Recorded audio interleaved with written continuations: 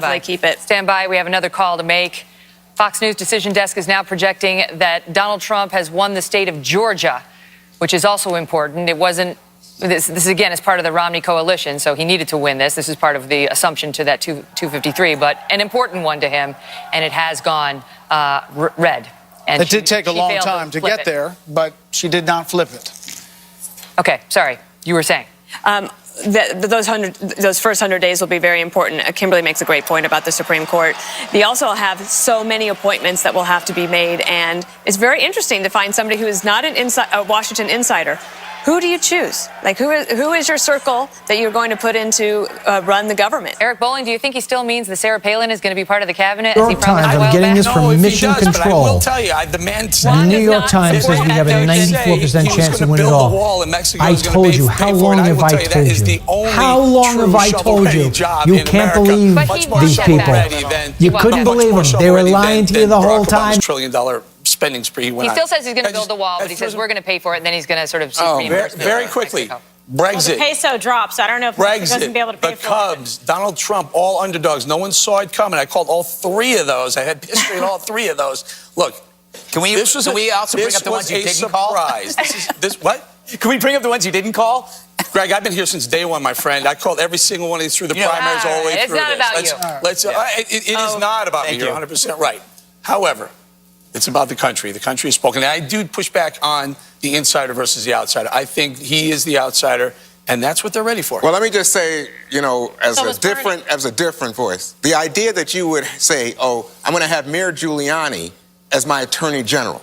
I'm going to have Newt Gingrich as my Secretary of State. And Dana's talking about, well, where do you find qualified people? Where are Republicans who, let's say, have been in the last Republican administration who are now willing to come on board? I think this is a shock to people that goes beyond the immediate glee that Republicans or Trump people may be feeling at this moment. But you know what, Kimberly, there is concern in Republican circles as well, especially from a national security point of view. There are a number of Republicans who never signed on to Donald Trump's campaign because they were concerned. They were concerned about national security vision. They weren't ready to give Hillary Clinton the nod, but they was concerned. Before you answer that, Kimberly, just look at the screen. Look how remarkable this is. Look at the faces of the people at Clinton campaign headquarters.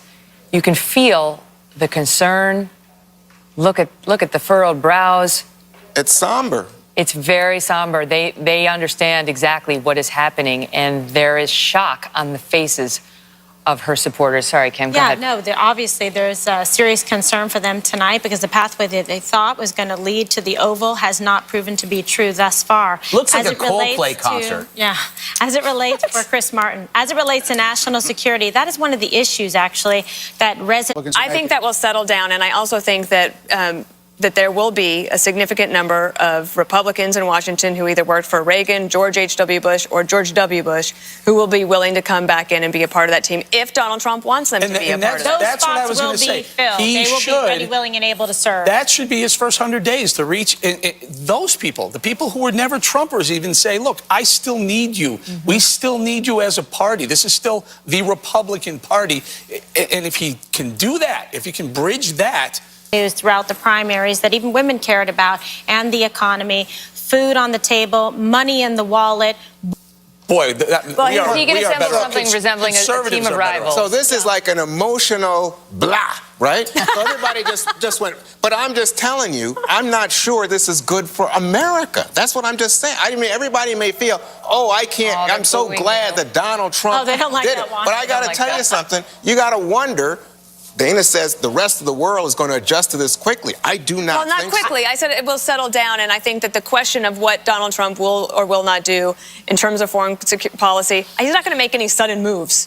I think that he will be measured in that. But guess what? He just built a great big tent for America and for the Republican Party that included populist movement. And I'd like to see, as a Puerto Rican woman, what the end numbers end up being with Latinos, with Puerto Ricans, with Hispanics, and with women, so that we can learn and also try to heal and move together as a country. And I think he's going to be interested in doing that because he's going to want to be a successful president, and he has to do that in order to achieve those goals. All right, guys, stand by, because it's 11:44 here in the East. We still have not called the presidency, but boy, we're getting a better feel for where this race is going. Right now, the night looks very good for Donald Trump. He has won Ohio, Florida, North Carolina, Iowa, and Wisconsin. We are waiting on Pennsylvania and Michigan.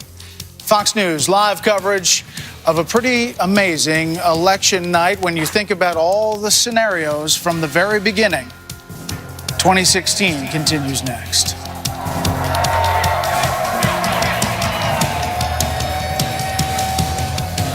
The successful millionaire Howard Hughes. Billionaire, not millionaire. And what the hell happened at the close-up of me in the cockpit?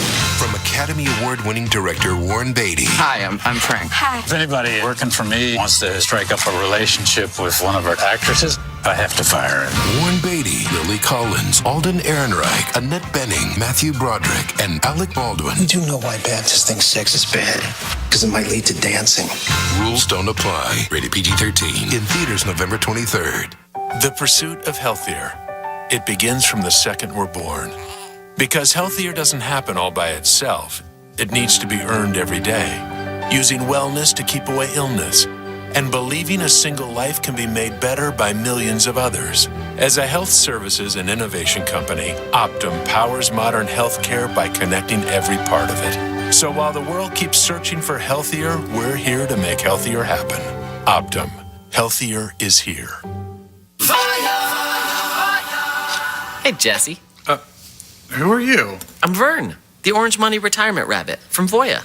Vern from Voya? Yeah, Vern from Voya. Why are you orange? That's a little weird. Really? That's the weird part in the scenario? Look, Orange Money represents the money you put away for retirement. Save a little here and there, and over time, your money could multiply. See? Oh, okay. So, why are you orange? Funny. See how Voya can help you get organized at Voya.com.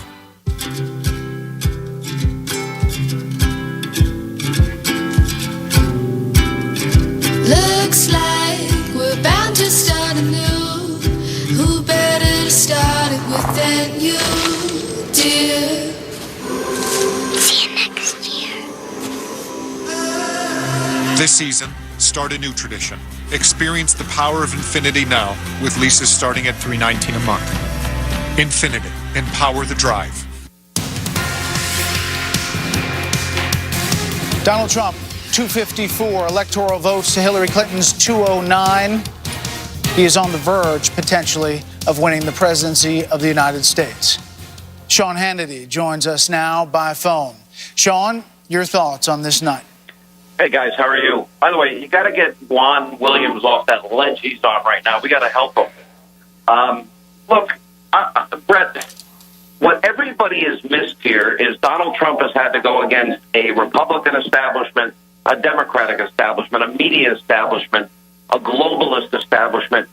And fundamentally, the main thing that they've been missing in all of this is very basic.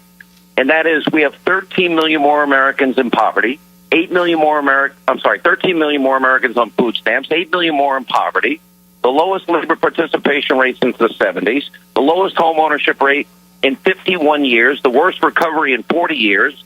And if you look abroad, I heard you talking about this earlier, how's the world going to react to Donald Trump being president? I think there's going to be a healthy bit of fear, which, by the way, I don't think they would have had with either Hillary or Barack Obama. Fear in a good sense that America is going to rebuild its military and probably not get involved in foreign conflicts. To me, this was predictable. But on the other hand, this is a modern-day political miracle you're witnessing before your eyes right now. And that is to go up against everybody and all the pundits and all the pollsters and all the prognosticators out there and defy all the odds. And it's the American people that have said enough is enough. They're tired of the corruption, the cesspool, draining the swamp. All of these things were resonating. When you look at a state like Wisconsin, what are they saying? They want their jobs back. They want the labor participation rate to be lower. In other words, more people having jobs. They want America to be energy independent. They're tired of a horrible educational system. They're tired of Obamacare rates going through the roof. This is not complicated. What's happening now is not working. And these guys, and Donald Trump has gone out there and he outworked Hillary Clinton and he put forward a much better agenda. And America said enough is enough with failed policies. That's what this election was about. Sean, it's Megan here. Question for you. Just a couple of weeks ago, You were walking into the studio, right as my hour was ending, Yeah. you were coming in, and it was the night of the Comey announcement, and you were relieved and were feeling like it was a game changer, like it was going to restart momentum.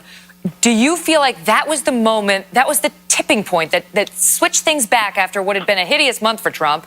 Or was it something else? What was it? You know, I think it's all the things I just mentioned, Megan, and I remember the night well. I put my hands up in the air and I said, we're back in the game. We're back in the game. But, you know, fundamentally, you know, what drives elections? Peace and prosperity. America's not prosperous. America's not working.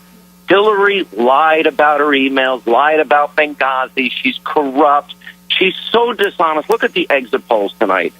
And at the end of the day, you know, is Donald Trump like every other person? Are we all flawed? Have we all sinned and fallen short? Yeah. And maybe he wasn't spending his entire life running for president, which is why he probably went on the Howard Stern show.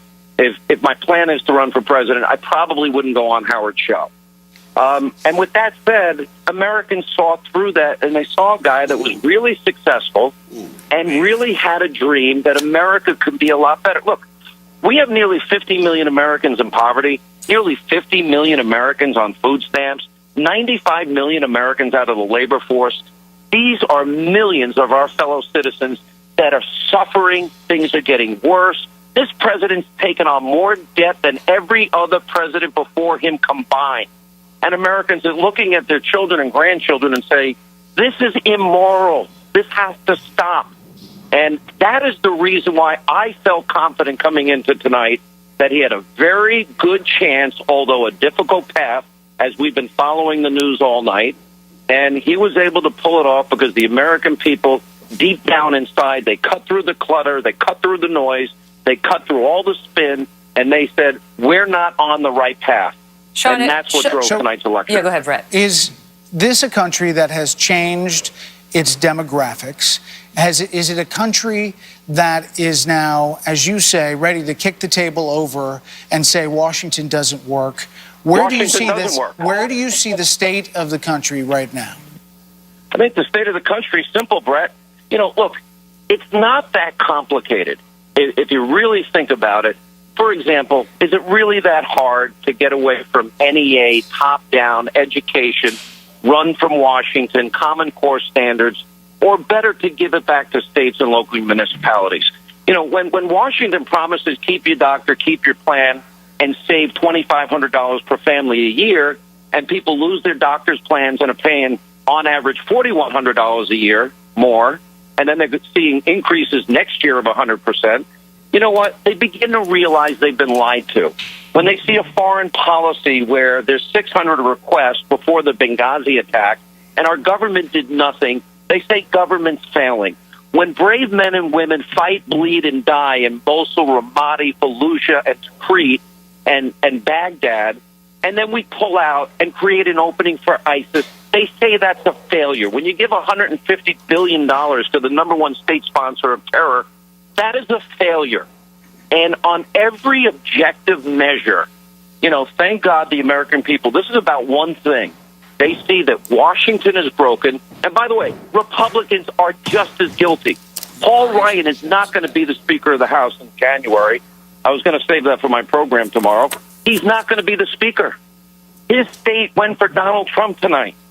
I mean, it's an amazing turn of events because the establishment on both sides, Republican and Democrat, have lost touch with the real lives of real Americans that are really suffering.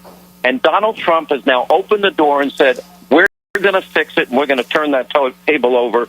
And you know what? I wish him all the best, because it's not going to be easy, because all the same people that opposed him in the lead up to tonight are going to be opposing him tomorrow. Sean, have you spoken with him tonight at all? About 3 times, yes.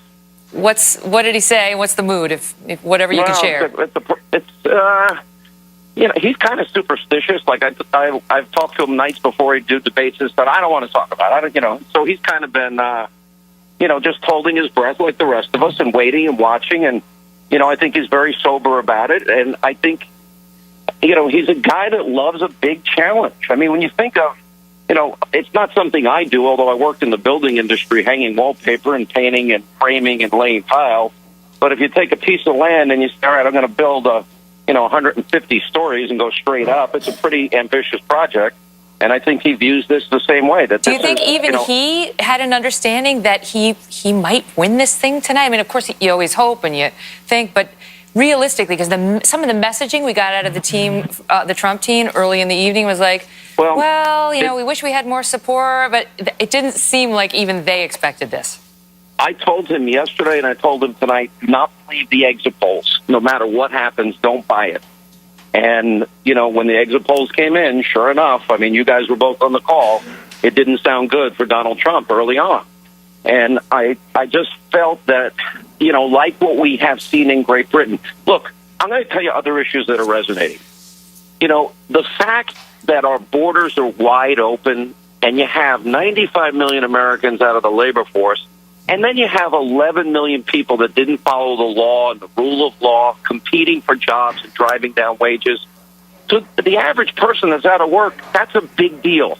To look at ISIS and Al-Qaeda and the threat that they pose to this country, and we see what happened in Chattanooga and Orlando and San Bernardino and what's happening in Europe, the fact that we have open borders seems really dumb to the average person.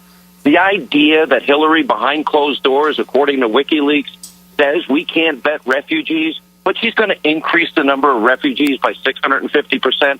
The average American saying, maybe Donald Trump's right. We can take care of people and be compassionate with safe zones in Syria and provide military support and food and water and blankets and medicine and supplies and baby formula. But maybe if you come from a culture that says you can tell women how to dress and you can tell women they can't drive and a man can tell women whether or not they get to go to school or work, maybe that's too big a conflict for a constitutional republic that we live under. And how do we ascertain what's in somebody's heart as to whether or not they're coming to America because they want the aspiration of freedom and the opportunity that we provide, or do they want to proselytize, indoctrinate, and advance a caliphate? You can't determine what's in someone's heart. Sean, it looks like tonight that the U.S. Senate will be in Republican control. Thin majority, but looks like a Republican control. The U.S. House of Representatives will be obviously in Republican control. If it is a President-elect Trump, what would you tell him about working with a Republican House and a Republican Senate? I'd actually tell the Senate and the House to work with him. I think he's laid out a vision and an agenda for the country on borders, on refugees, on education, on Obamacare, healthcare savings accounts, trying not to be as interventionist as perhaps we've been in the past, especially after the pullout in Iraq, which I think was a major mistake. And, I think his agenda on energy is so important. We can create millions of jobs in the energy sector. I think the idea of lowering tax rates for corporations and allowing trillions to be repatriated, I think there's a huge model here that represents the Reagan model and the Kennedy model that led to in the case of Reagan, up to that point, the longest period of peacetime economic growth in history. So I think if he follows that agenda, I would think the only issue he might have with some Republicans in the Senate and the House may be over trade, but, I'm a free trader, but I also believe in fair trade. And some of these deals have been, look at Wisconsin and Michigan, so detrimental to those people. If we can bring trillions of dollars from the energy sector and big corporations that are tired of paying the rates this country charges, one of the highest in the industrialized world, reverse it to one of the lowest, will incentivize them to build factories, bring back trillions, and manufacturing centers here. It'll be amazing. Sean Hannity, there were not a lot of people at the beginning who believed you when you talked about this. It looks like tonight... By the way, Brett, there were people ready to rip my head off at the end of tonight. Trust me, I'm well aware of that. Sean, we're watching history tonight, no matter what happens. Sir. We are, indeed. Thank you for the phone call. Megan, back up to you. Thanks, guys. All right, so I'm over here with Bill Hemmer at the data deck, and the point right now, at this point in the evening, is what's her possible path? Yeah, wow. It's amazing how it's flipped, hasn't it? Yeah. On the what-if scenario, he's 16 votes away from getting the magic number. At this point, if he wins Michigan... It's done. It's done. He's there. I'll show you Michigan in a moment, but since you asked, we'll go ahead and go work through her scenario here. If she's at 209, Megan, if you give her Pennsylvania, let's say, okay, she runs the table. Michigan, Minnesota, Nevada, state of Maine, New Hampshire, doesn't get her there. Oh, boy. Arizona would, however. I put her 276. She's got to win everything. Yes. Every remaining state. At the moment in Michigan, so he's up 1.5 points. Quick math, 3 million votes tallied so far. 4 years ago, it was 4.6 million. So there's still votes coming in. But this is a state. Whoa, see. Did I do that? Hey, I'm not allowed to touch that. Sorry, I didn't mean to. Technology. We'll get it back. So we're going to Iowa. Coming back to Michigan here in a moment here. And look what this state is doing at the moment compared to 4 years ago, right? You see the blue fill in? It's all Trump. Different story. It's a different story. And the same thing up here in Wisconsin, too. You know, we've been messing with these maps all night. Watch down here 4 years ago, Megan. Right over here. Yep. All the blue counties. And Trump's message has worked in that part of the country. And this is what the map looked like in 2012. And we've been asking for months now, what's it going to look like now in 2016? And so far, this is the way it's filling in. Can she win? She certainly can. But just to reiterate, she has to win everything to win at this point? Is that how it's looking? She could lose in New Hampshire, perhaps. She could lose the state of Maine. She could lose Alaska. But everything else, I mean, back on this thread, as it stands right now, it's all Michigan. It's incredible. And that would do it. I'm not going to touch it, but those numbers in Michigan, where they made a last-minute play there. Again, a couple weeks ago after Comey, suddenly we saw Trump going back to Michigan and going back to Virginia, which they realized were both very much in play, and Team Clinton was very aware of it too, and sending Barack Obama, Michelle Obama, and you name it. Just yesterday, this is where Hillary Clinton had a rally. Ottawa County. All right, this is a Republican part of the state. I mean, Romney got 67% of the vote in this county. This is Grand Rapids area, which is just to the east here. This is Gerald Ford Presidential Library territory. This is Republican part of the state. I mean, I was making the case yesterday. I could see if she went down here just west of Detroit, because that's Ann Arbor, and that's where Barack Obama was. Turn up the base, turn up the turnout. And you wonder now, I mean, were they seeing something that we did not, that we missed? Listen, what do I know? But my own belief, having listened to the messaging, is the Clinton campaign came into today very confident, and the Trump campaign was a little questioning. Just listen to the messaging we got out of both camps up until tonight while we were on the air. You know, I mean, she was projecting, this is how I would govern. We have to bring the country together. We have to remember the Trump voters. And he was saying, whatever's happened, you know, it was a great run and we've changed the country. It's completely flipped now.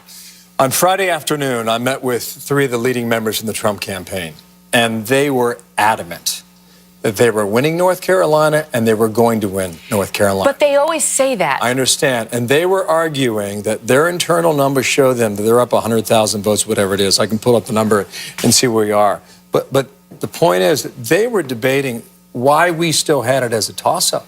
They said at a minimum it's lean Republican.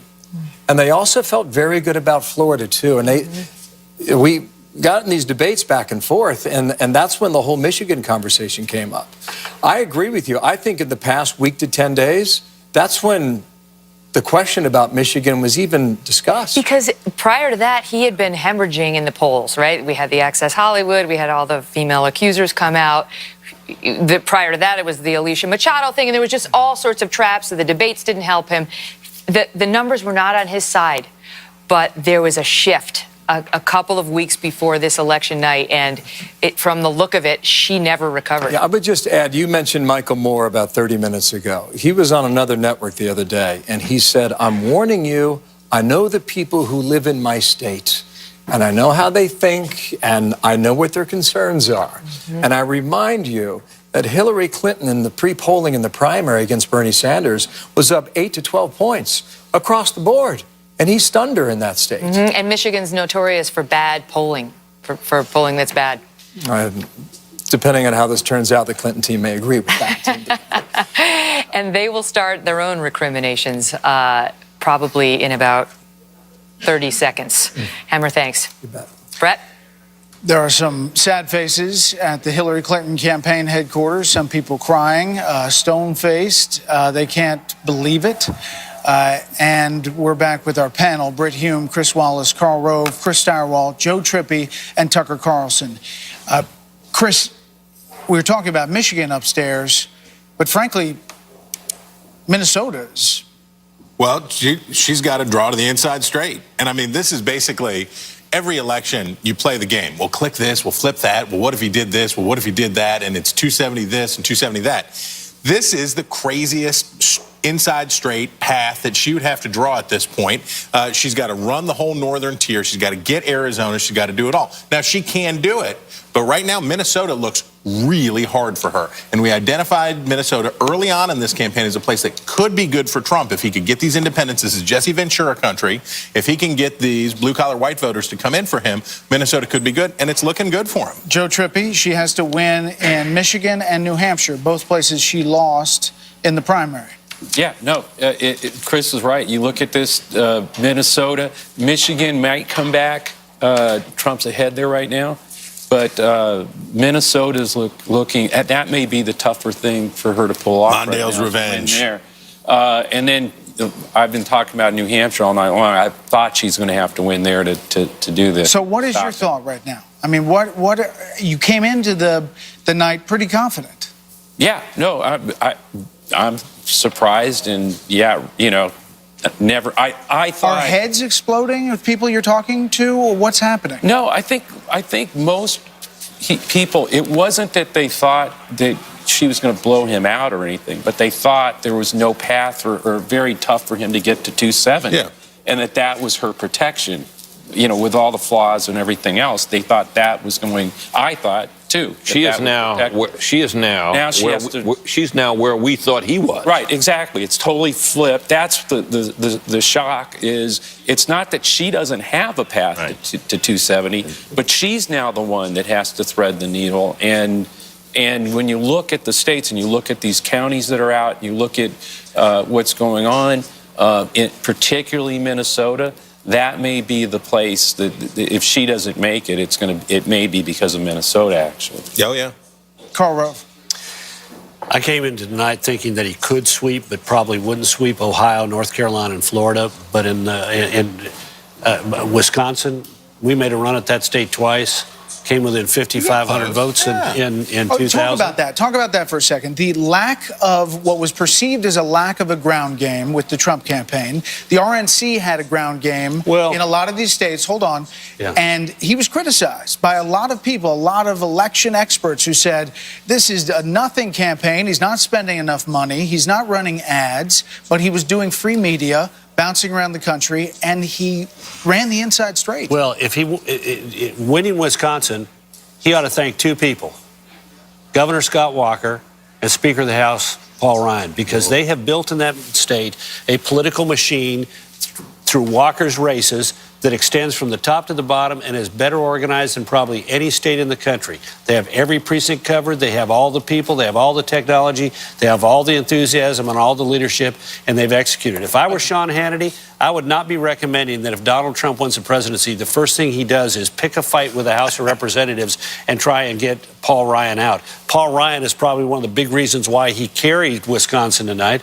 And not only that, but a newly elected president does not need to start by opening up a civil war with the legislative branch of his party. Can I say, did that machine, because we know that in Wisconsin he got a terrible shellacking in the primaries from Ted Cruz, and all of that machine was working against him in the primaries, and talk radio was working against him. Did they all fall in line and work full out for him? No, look, talk radio was put that aside because that's not under the control of the party leaders. But yeah, absolutely, because they understood two things. Paul Ryan didn't even campaign with him. Exactly. No. Wait, let me finish. Yeah, he did. He spent. What do you think he spent? Let me finish. Last weekend, where do you think Paul Ryan was? He was stumping the state in a bus tour, saying, "Vote for the Republican ticket." Donald Trump, Ron Johnson, Mike Gallagher. But he did refuse to. Carl, you got to get with Donald Trump. Look.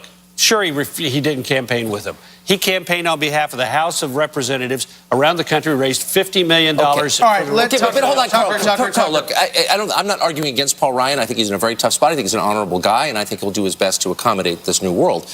But it is a grotesque overstatement to say he is responsible for Donald Trump's winning Wisconsin. I mean, that's just if the ground game was mocking essential. Trump. He was making the point very clearly, crystal clear, that he thought that Trump was kind of morally indefensible, which is, that's a real point. But I'm just saying you can't say he's responsible. This happened in spite of the wishes. You think the tape, the Access Hollywood tape, is morally defensible? I'm not saying that at all. You're losing perspective here. I'm just saying. Time out. And the Republicans are winning tonight, and despite that, I want to go back to the decision. Paul Ryan put his shoulder to the wheel. Hey, can I get a flag? Something? Let's be honest. Hold on.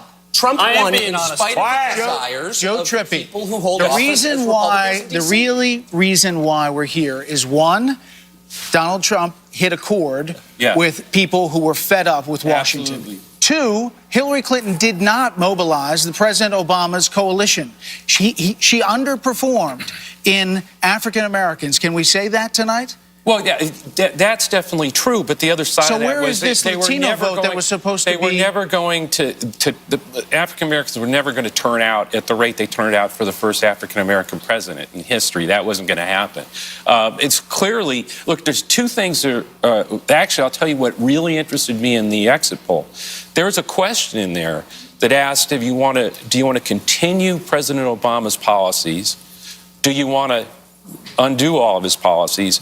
Or do you think we should the country should go in a more liberal direction than Obama? You know what fascinated me? It was a majority chose continue his policies or get more liberal. And 22% of the people who said get more liberal voted for Trump. Right. That's an amazing. There is the Bernie Sanders vote that we never thought was going to vote for Donald Trump. Right. But so that's my thing. It may not be that Latinos are trying to make, we're turning out higher and and building a gap.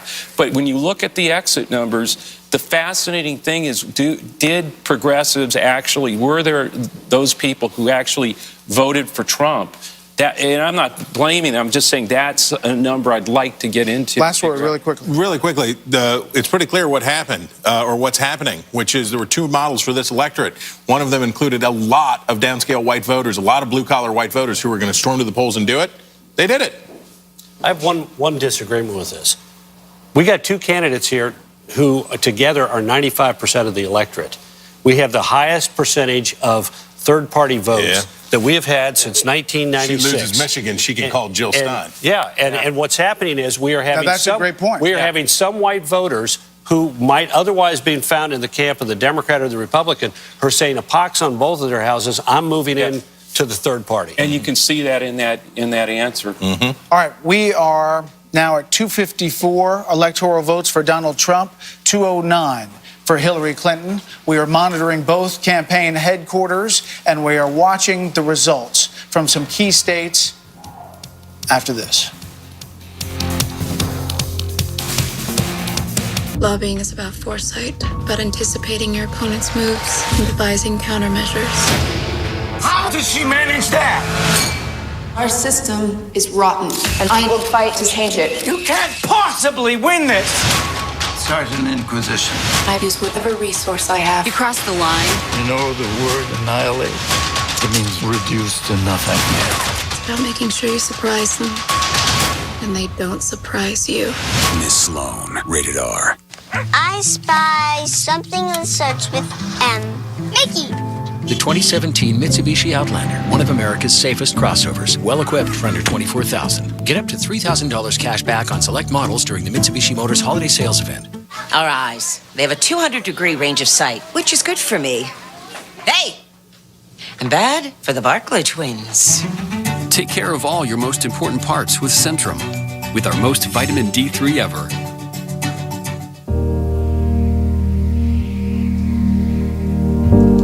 As I went walking, I saw a sign. And on the sign it said, "No trespassing." But on the other side, it said nothing. That side was made for you and me. I've roamed and rambled, and I followed my footsteps to the sparkling sands over diamond deserts. And all around me, a voice was sounding. This land was made for you and me. This land is your land. Esta tierra es mía. This land was made for you and me.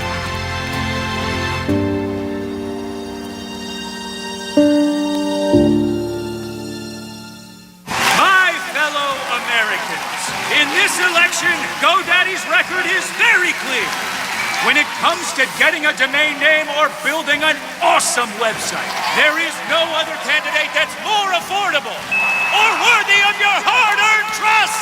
So come on, America, give that huge idea of yours a piece of the online American dream today with GoDaddy.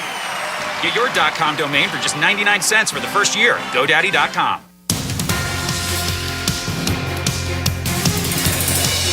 Welcome back, everybody, here to America's election headquarters.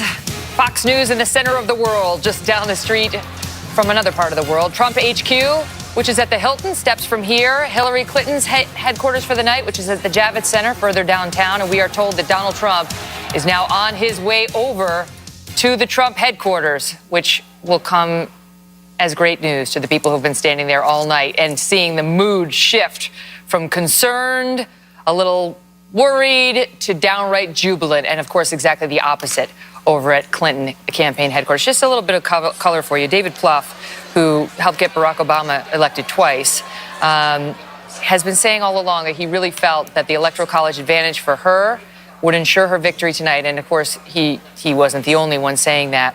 But he just tweeted out something interesting saying, "Never been as wrong on anything in my life. Still a beating heart in Wisconsin and the 2 congressional districts." Presumably, That's before we call. presumably he means, either Michigan or this was before. Nebraska. But it was at 12:02 a.m.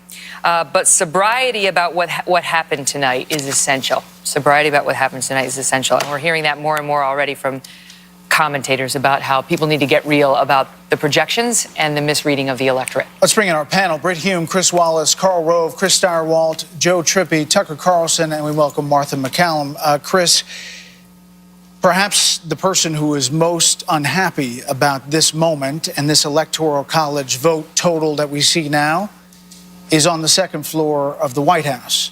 The legacy of President Obama, the Affordable Care Act that will be repealed and replaced, the Iran nuclear deal that essentially was an executive deal that can be torn up, the legacy of the 44th president of the United States is truly at 254 electoral votes in jeopardy. Oh, absolutely. And, you know, we saw both Barack and Michelle Obama campaigning so fiercely for Hillary Clinton over the last couple of months, and especially in the last week, And yes, I'm sure he's made his peace with Hillary Clinton, but he was campaigning for himself because he knew the only way to preserve the legacy, all the things you talk about that are now up for grabs, trade, the Iran deal, the whole foreign policy, Obamacare, climate change, all of those issues Trump was diametrically opposed to the Obama policy. There's another thing here, and I would love to ask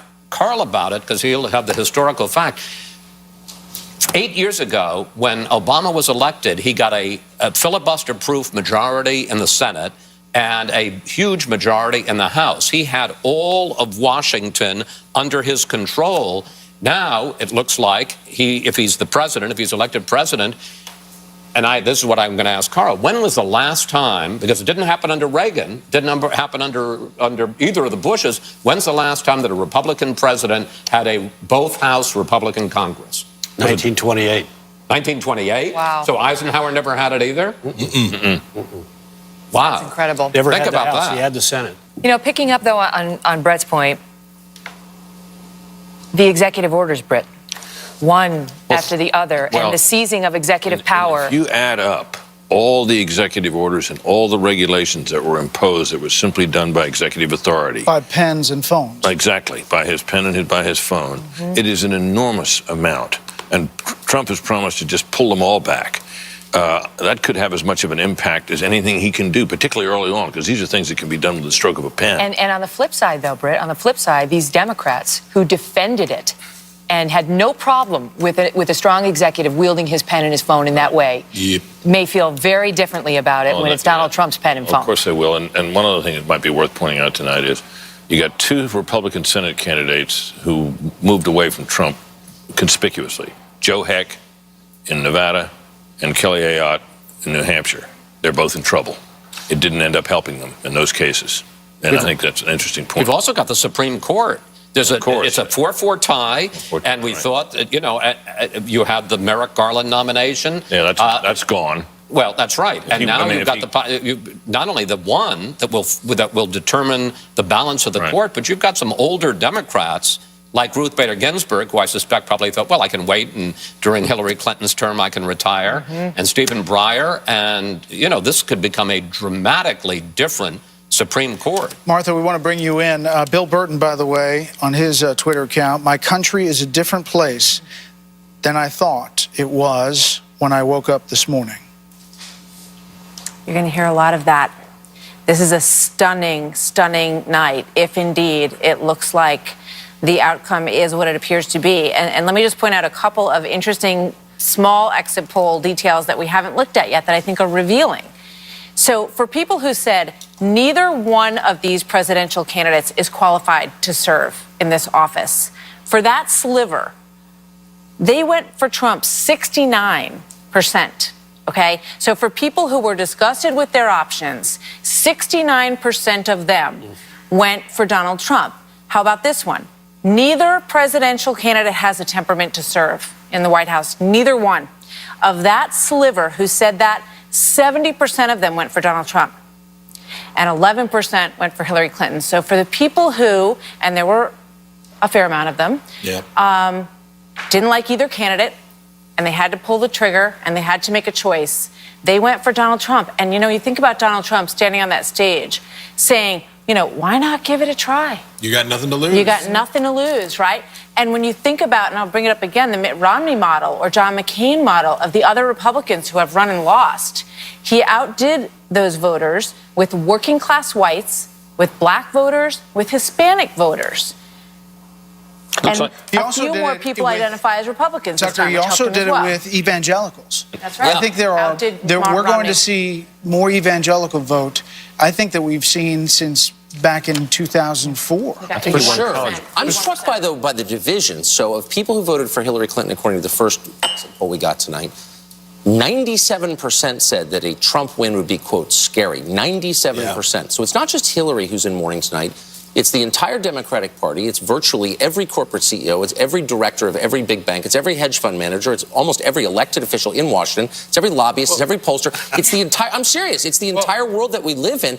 Every person's looking up and saying, what is this? They didn't understand the country they presided over. Will they accept him as a legitimate president? I think that's a real question if he wins. And a serious question about that is, as you can see with these popular vote totals, as Joe and I were talking about before, so the conversation for a long time was, would Donald Trump accept the result of the election? Would he say it was rigged? Well, there's a good question that's cooking up for Hillary Clinton supporters tonight, exactly, which is if Donald Trump wins an electoral majority but has a popular defeat, are Democrats going to be cool and the gang when it comes to talking about? Well, let's just look at those numbers as you point that out. It's what, 52,051,000 to 59,39. But what's happening is, I'll tell you, I'll make a bold prediction here. As the West Coast comes in, she's going to go surging by Trump in the popular vote. And so she's going to win. Regardless of what happens in these states now that we're waiting on, I'm pretty sure Hillary Clinton's going to have a popular vote win. And we talked about this earlier, and I think we kind of laughed at Chris for asking that, somebody I think was sort of like, oh, it happens, and it's going to be, but it never happens. Well, I think it's going to happen tonight, where she's going to win the popular vote, and if he picks up Minnesota or Michigan, wins the electoral college. Want to interrupt you. We have a call to make. The Fox News Decision Desk is now ready to call Nevada. They are calling Nevada for Hillary Clinton, and its 6 electoral votes will go in the Clinton category. Not a huge surprise, but that was a swing state for which they had both played. And want to tell you this too, as we look at the markets. As of 12:08, which is the last we looked, the Dow was down 833 points. The Nasdaq and S&P 500 futures were down so low they halted them until the market opens tomorrow morning. Martha, you used to be a business reporter. What does that mean? I mean, it's a double Brexit. I mean, this is the same kind of shock. And when the Brexit vote came down, I talked to people who were trading overseas, and they felt like it was all going their way. And over the course of the evening, they started to say, no, it's actually not. And every one of those markers started to flip. And you saw the peso going lower tonight. You saw the VIX, which is the volatility index, going higher. And all of that points to what you're seeing in the Dow Jones Industrials. It's just a tremendous amount of shock. And as Maria said before, it's uncertainty. However, I mean, you do have to wonder, with the House, with the Senate, with Donald Trump, if he does win this, he's going to peel back regulations on businesses. That's going to be very good for small business in this country. If he does peel back Obamacare to a certain extent, that also may have a positive effect on small business. So although there may be a bit of panic with this very surprising outcome, if indeed it happens, the day 2, day 3 story might be quite different. Yeah, that's a buy signal, right? This is more, Britt, than just panic. I mean, this is Brexit supercharged. This is the U.S., the biggest power in the world. Here's the French ambassador moments ago. After Brexit and this election, everything is now possible. A world is collapsing before our eyes. Dizziness. Oh. I mean, you know what I mean? But look, Brexit has not turned into what they thought it was going to turn into. Not getting it. Hashtag not getting it. I mean, this country has made a decision. They're sick of it. It has, and the fact that the French don't like it is rather good news to me. My view of that is that, first of all, as Martha points out, this is likely to be a business-friendly administration. Right, so the panic in the stock market seems like a buying opportunity, as Maria Bartiromo suggested. I think that's right. I think it's a sensible way to look at it. There's no accounting for the tastes of the people in Britain, but they, or at least in Europe in particular. I don't know how the British will respond to this, but my sense about this is that they'll be fine with it, and our allies will be fine with it as long as Donald Trump acts the way I think he can reasonably be expected to act, and we don't. He's so unpredictable. That's what this is about. Do remember when he went out to Mexico? Remember, right. And he had the meeting. Yeah, and that's right. People talked about afterwards that he had choked and not demanded the wall, but he was very respectful, very moderate, very contained in the meeting. Very with presidential. The Mexican president. Right. Yes, he was. Yes, he was. So then he went back to Phoenix and burned the house down on immigration. Well, all that may be so, but he shows he's capable of doing it, and I can't imagine he would do otherwise. And my sense about this, look, is that he's won. He's got his party behind him. If he gets this one last piece in place, he gets Michigan. If he gets Michigan, he's got it. And it's hard for me. Or Minnesota. Well, either one, right? Either one will do it. So he's there, and yeah, it is a new reality, that's for sure. But look, people who get so wrought up about these things, this country was built to deal with such vicissitudes, such changes, such shocks. The Republic will endure no matter what. So, I think the worry is misplaced. And to the extent that it shakes up our body politics in both parties, that's probably a good thing. Mm-hmm. And look, give this guy credit. He had guts, and he endured slings and arrows from people that were indisposed to like him, and he took criticism from the press on a level we've rarely seen, and it's going to continue. But in the end, he gutted it out, and I think he deserves all the credit that this election will give him. The media in the primaries, they loved Donald Trump, and they pumped him up very much. But as soon as he secured the nomination, the tone shifted, and it was notable. And then any controversy that happened with Donald Trump, they could not get enough of it. Some of the accusers, some of the women who came forward, we don't know whether that's true or it's not true. That's up for the American people to decide. But we're given full hours on other channels to sit and tell their stories unrebutted, with no Donald Trump defender. And there's a question about, of course, Donald Trump's no fan of the media. And I think decided early on to try to disqualify the media as a group because he saw that coming. He knew about the Howard Stern interviews. He knew about the controversies in his past, and just decided to say, I've got to disqualify them as a group because I'm not going to be able to respond to each one of these individual attacks. And it was effective. It really worked. And it certainly showed that the vaunted power of the media is not what it might once have been. But put this in historical perspective. Compare it to Reagan in 80. The shock that people said, no, this Hollywood actor, he can't. He was a governor in California. For 2 terms. This is the first time, if this happens, as we expect it's going to happen, if he runs either Michigan or Minnesota, this is the first time that someone who's never been in office would be president of the United States. Or served in the military. Or served in the military, obviously. No, I would defer to Carl, who has a much greater historical background than I do, but certainly in my lifetime, which goes back to the first Lincoln administration, it's the biggest shocker. I mean, people talk about Dewey Truman, but that was a governor of New York against a president. This is Donald Trump. This is, he somebody who had never served in the military, who wasn't a commanding general, who was a reality game show host, obviously a billionaire, very successful in business, that he is going to be likely the next president of the United States. Is there a bigger shock? Not since P.T. Barnum considered running for president. He ultimately didn't make himself an official. But has there ever been a president that was a bigger shock? No, I think this is sui generis and absolutely unusual. But can I just say one thing, Carl? Think about, to your point and to the thing we just discussed, New York Magazine right now is on stands all over the place with a Donald Trump close-up in a nasty-looking face and the words loser over the front of his face.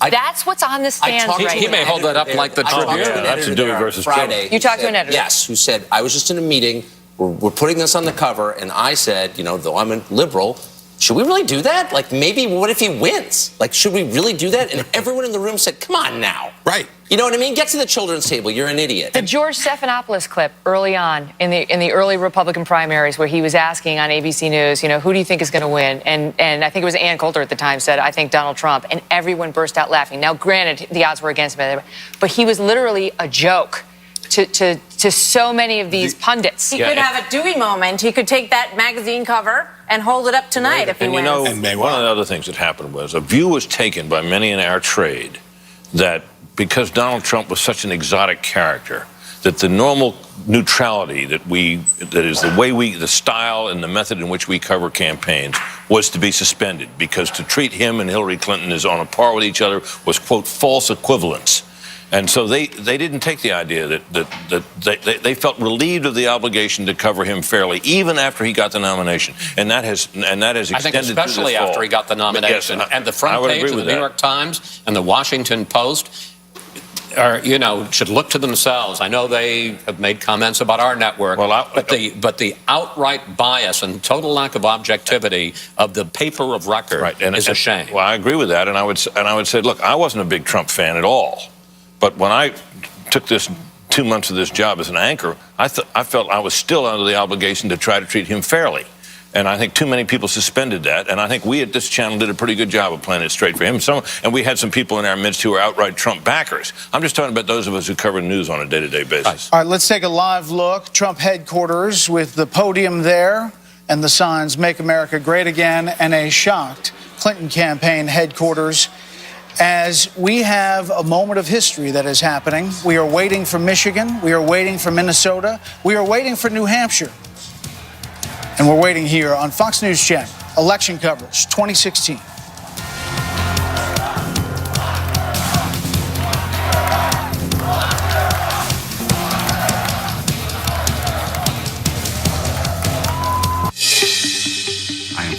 proud that I served my country.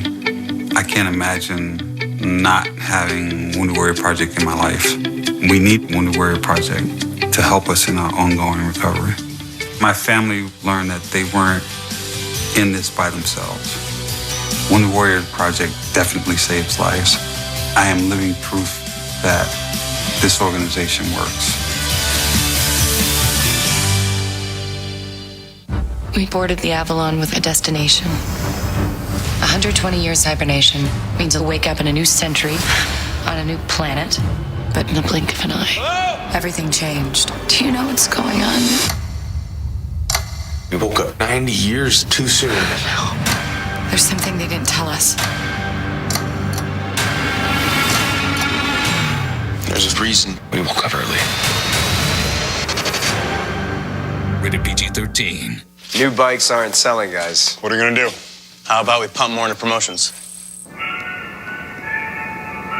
Yeah, what else? What if we hire more sales reps? Yeah, what else? What if we digitize the whole supply chain? So people can customize their bike before they buy it.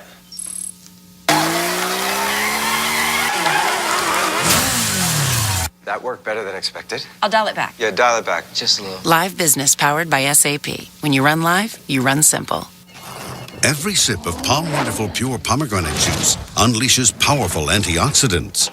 Humongous, hulking, free radical hammering antioxidants. Palm Wonderful. Crazy healthy.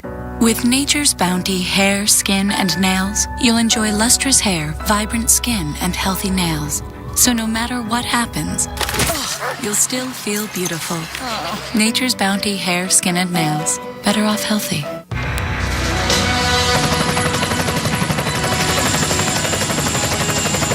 Thanks for the ride around Norfolk. And I just wanted to say Geico is proud to have served the military for over 75 years. Roger that. Captain's waiting to give you a tour of the Wisconsin now.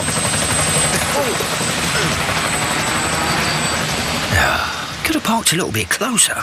It's going to be dark by the time I get there. Geico, proudly serving the military for over 75 years. Welcome back to Fox News Election Headquarters. We have a Senate call for you. The Democrats will hold on to a Senate seat in Nevada. Catherine Cortez Masto, will win that seat against Joe Heck, the Republican congressman.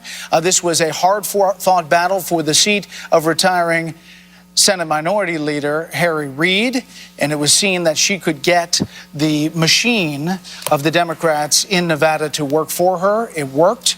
And now they hold that seat. It was not a flip, so it's a Democratic seat. So far, they have picked up one as far as flipping seats on the net gain. They need a net gain of 5. Doesn't look like it's going to happen tonight. Want to bring in Steve Hilton, former strategy director for UK Prime Minister David Cameron. Great to see you, Steve. So even though you were with David Cameron, then you flipped. You wanted Brexit, and we're a big proponent of it. And how do you see tonight's election in America relating to what we saw in the UK with Brexit? Megyn, I think there are two really big similarities, and they really go to the heart of explaining what's happened tonight. I think the first is the way in which, during Brexit, you saw the political and media and business establishment really uniting in their contempt for voters who favoured Brexit, describing them as narrow-minded and bigoted and xenophobic and racist, and really painting them as just nasty people. And of course, we saw exactly that here, really typified most obviously with Hillary Clinton's basket of deplorables remark, but you saw it right across the board. And I think what that meant was that people didn't want to say that they were supporting Trump, just as they didn't want to say that they were supporting Brexit. And that really explains the shock that a lot of people are seeing tonight. But I think the deeper point, the real similarity that matters most, is in the underlying reason for the vote. And that is what's actually happened in the real lives of millions of people, thanks to globalization and technology and all these changes, which is that basically a lot of people have really suffered. I think for me, the most explanatory data point in this whole election here in America was published by the Census Bureau about a month or so ago, and it was the income data. And what it showed was that the median income in America, which means the midpoint of all incomes, is lower today than in 1999. What that means in plain English, is that half of all Americans earn less today than 17 years ago. They've had 8 years of Bush, 8 years of Obama, and their incomes are down. And it's no wonder that they look to someone, anyone, to try and make a difference in their lives. Steve, it's Bret Baier. We talked back at the conventions, and you said there's a possibility that this is brewing. Donald Trump used that on the campaign trail and said this was going to be Brexit plus, plus, plus. Is it? And what about the world reaction? When we saw Brexit, they said everything is going to collapse originally. That is what we're starting to hear of concern around the world.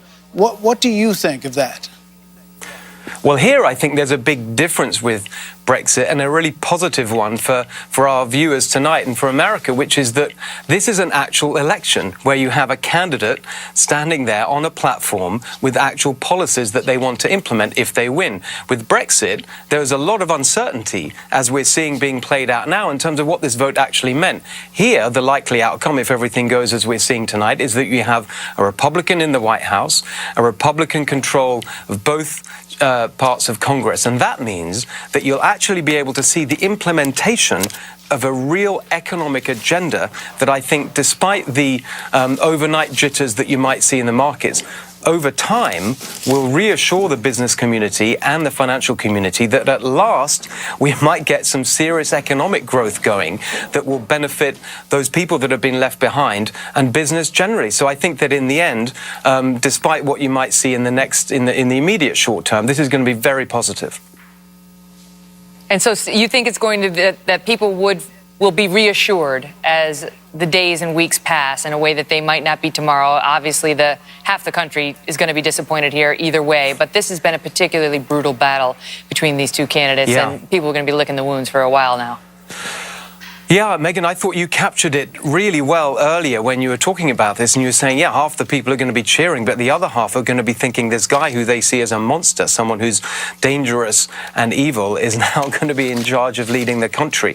And of course, there's going to need to be some adjustment to that, and I think it's incredibly important. We'll see perhaps this evening how Trump actually responds to this moment. I think he's got a huge responsibility to do so in a way that starts to reassure those people that see him in the terms that you described as someone who really can not just get the economy going and do the specific policy things that he talked about, but really bring the country together at a time when it's going to be really anxious. Steve Hilton in San Francisco. Steve, thank you very much for your perspective. We continue to wait results in several states right now, including Michigan, Minnesota, New Hampshire, Arizona, Maine, Pennsylvania, and Alaska. A lot of electoral votes outstanding, but a very, very narrow path available for her right now. Down ballot, Maine and Michigan tonight both approved minimum wage increases. And the economic impact, we talked about the markets, but gold is up more than 4% tonight, just so that everybody knows that. And everyone's getting their mesothelioma medicine? And the Dow is down it's more than 700. Internal joke. And I think the S&P 500 halted at 5% down, as you mentioned before. Let's bring back our panel. Dana, Juan, Monica, Chris, Carl, Britt, and Chris. Okay, Monica, your perspective on this. I think what we're seeing unfold tonight is the most astonishing political story of our lifetimes. If you think about it this way, Donald Trump, who has never done this before, the ultimate outsider, essentially had very little money relative to Mrs. Clinton, who had about $2 billion at her disposal for this campaign, had an essentially skeletal campaign to this day, is pulling the entire thing off. We have never seen anything like this before, certainly in recent political history and maybe ever in the history of the Republic.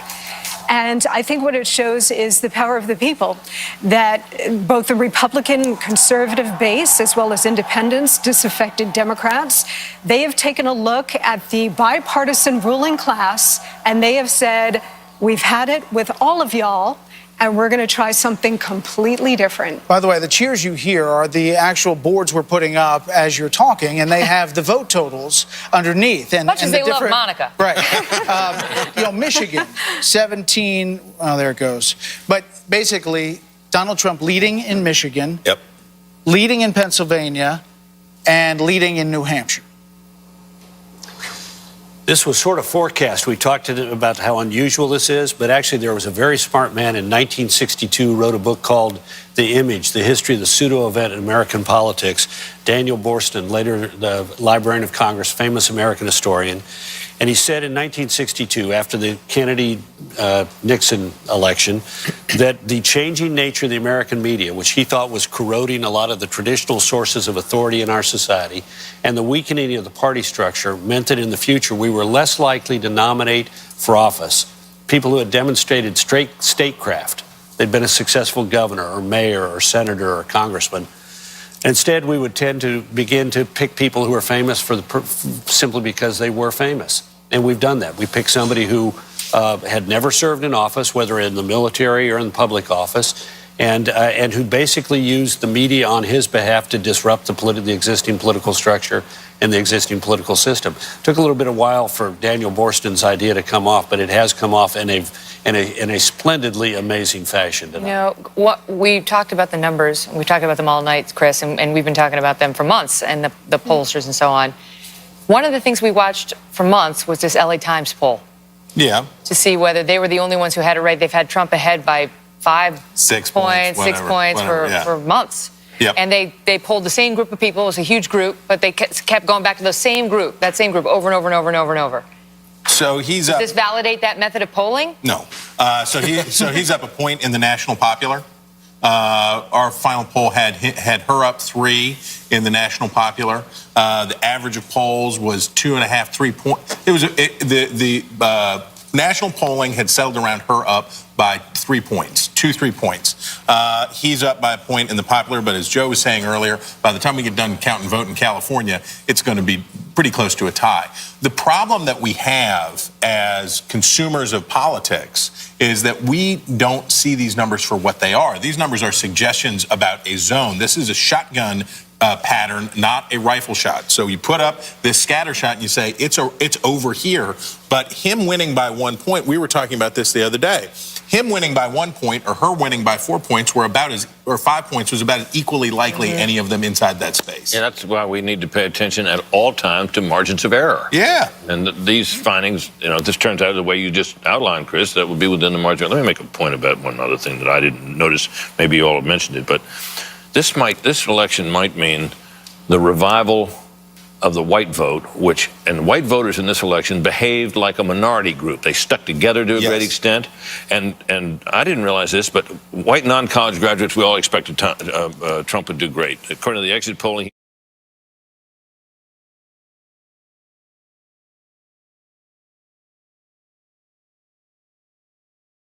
We are live now back here at the RSBN headquarters in Auburn, Alabama.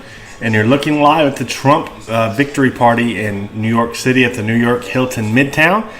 We are 16 electoral votes away from winning the presidency of the United States. This is big league stuff, folks. And you guys did it. And I wanted to address really quickly that people are saying, why do you have Fox News playing? Well, this is the audio that we're being fed at the victory speech. Our cameras are actually there, and so this is what is being fed to the cameras of all the networks. And so as soon as the speakers begin, then the audio will change back over, obviously, to that. So it's not like we're choosing to just play Fox News or anything like that. Megyn Kelly does not seem very happy right now, but anyway, Trump should be, hopefully shortly, will be here. This is an amazing night, a historic night, and all of the RSBN crew, with the exception of 2 guys, are here tonight. And I want you guys to stay tuned after the broadcast. We will all be addressing you. We appreciate everything that you guys have done. We're this close.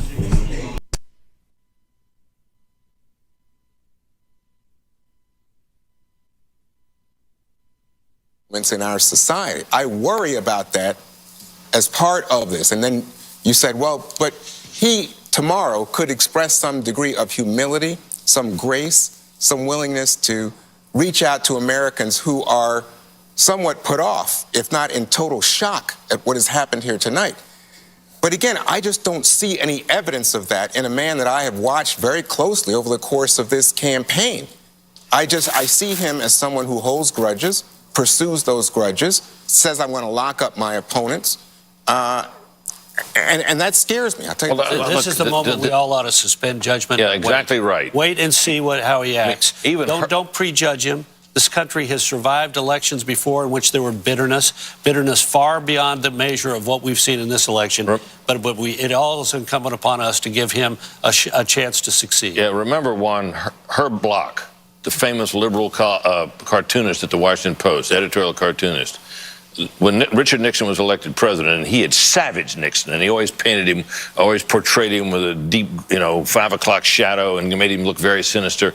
And he had a drawing in which he was sitting in the barber chair, and Herb Block gave him a clean shave. Let's hope the country is willing to give Donald Trump. But when you hear about banning Muslims, this is the very kind of thing, intolerance. Richard Nixon played very rough with people, accusations that they were communists and all that. Let the guy have a fresh start. Here's the question, Dana. Is the Donald Trump we saw on the campaign trail, who got a lot of coverage and said a lot of controversial things, is he the Donald Trump we're going to see as possibly president-elect and the 45th president of the United States? I think probably not, because while they will celebrate, it is also one of those moments that will definitely sober the mind, in that you will now be, if he wins, Commander-in-Chief of the United States of America. You are the leader of the free world. And that, to me, is a sobering moment, in that you realize the weight of that responsibility, that the buck stops there. I don't know all the other things in terms of the tweeting and such like that. I don't know what they're going to do. Technology has changed so much, even from when I was in the White House press office. I didn't even have a Twitter account until I left there. So the way by which they communicate is very interesting. I would say that when I was press secretary, I would try to split the job in two. 50% of my time was spent advocating and defending the President of the United States of America, and the other 50% was used to defend and advocate for access of members of the press to the government. And this has been a campaign that has really focused on the media, the so-called bias of it, questioning media, calling them out. And I hope that is one thing that he decides to really think about, is that our country survives based on the free press. And the press is going to have to figure out a way to cover him fairly if he were to take office. But let's be honest. We don't have. You asked a very good question. Is the President Trump, if he is elected, if he gets these final 16 electoral votes, is he going to be different than candidate Trump? And the only answer you can really give is who the hell knows.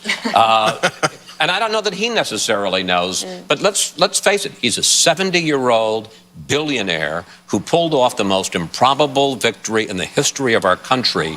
I'm not sure that humility and a feeling of, gee, I got to change the way I do business is necessarily going to be at the top of his agenda. He may think, you know what? I'm smarter than all these guys. It worked out okay for me. You may be right, Chris, and you probably are, but I hope he doesn't think that way, because the man who got elected is less the man who campaigned up to and through October 22nd, and more the man who campaigned from October 23rd till today. October 22nd is when he goes to Gettysburg, makes a speech that's pretty good substantively, but opens with 14 minutes excoriating the women who who had accused him of groping them. And that was the last day that he conducted himself like that. Since then, he's been a reasonably contained, disciplined candidate. Stay cool, Donald. Stay cool. And you know who told him? And you know who told him that? Reince Priebus. Those words that he said on that podium, I have it on good authority, were the last words that Reince Priebus said to him before he left to go back to Washington for one day to change his clothes, get a new set of underwear, and go back on the campaign. How many Hollywood stars? This is underwear. But we're not You mentioned the women who accused him, who Donald Trump says he's going to sue. And, we question this. Is the sitting president of the United States going to sue a bunch of women who presumably that threat dies if he wins the presidency? But something we haven't discussed is the number of groups who are likely feeling real fear right now. Exactly. In a way that perhaps they hated Hillary Clinton, they didn't want Hillary Clinton, but they weren't afraid of her. I mean, you've got Muslims who may be feeling that way tonight. You've got women You've got women who, have seen him accused of groping women against their will, matters which have not been resolved in his favor or against him. They remain unresolved, and people can make up their own minds about it. We've got a history of comments that Trump has made, which are sexist in nature. They may be booing, but this is true. You've got immigrants who have been threatened by Donald Trump with deportation. Hispanics. You call them thieves and rapists? I mean, I'm glad you're saying this because, everyone's saying give it a new start, let it go, take it easy. But I just remind you that even for Republicans, what you heard from Sean Hannity tonight about go after Paul Ryan, he won't be speaker. This suggests to me, this is about disruption of a political process. And on that level, I can appreciate disruption.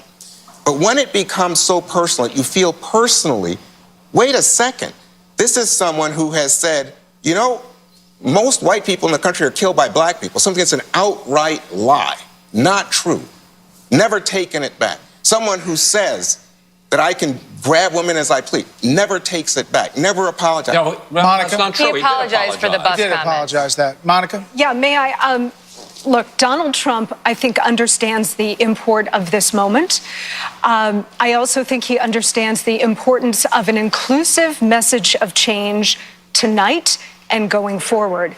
Britt mentioned President Nixon, for whom I worked during his last years. And I remember having a conversation with President Nixon about Election Day 1968. And I asked him, after you voted, Mr. President, how did you feel? What were you thinking? And he said, you know what, Monica, I wasn't thinking whether or not I was going to win that night. I was thinking as I drove around in my car, watching people line up to vote, how many of them did I reach? And I think tonight, Donald Trump is absorbing not just the job, which the job will change you, but the magnitude of the responsibility of that job. He has spoken repeatedly over the last several weeks in his closing argument about wanting to be a president for all of the people. And I think what you're going to start to hear from him starting tonight and going forward is this inclusive message of change, bringing the country together, what is at stake, why it matters, and how he is now uniquely positioned to make it happen. Brit Hume could hardly have been more right when he said that every American, especially every American of faith, owes their prayers, good wishes, and support to Donald Trump if, in fact, he does become the president-elect tonight. That is the sacred duty and obligation of every American to hope that their leader is successful, is wise, and brings peace and prosperity to the country. But it is also incumbent on the supporters of that president-elect, and it is also incumbent on that president-elect to reach out to those individuals who do feel frightened, who do feel marginalized, to bind up those wounds in the other direction. If we're going to be burying hatchets, which we need to do a lot of in this country, a great deal of, both sides have earth to turn over. I will just say that this looks like, at this moment, the highest evangelical vote we have seen in decades. Which is unbelievable if you think about it. Somebody wrote an article earlier this week talking about how what does that do for the Republican Party on a go-forward basis? Because there had been an assumption that you had to be, strongly pro-life. You had to take certain positions when it comes to gay marriage or gay rights, abortion and so on. So what does this mean now? Well, Chris, what he said in that debate was a powerful message to evangelicals when it was the question you asked about abortion and the different policy from the two candidates. And I think perhaps that struck a chord in that final pitch.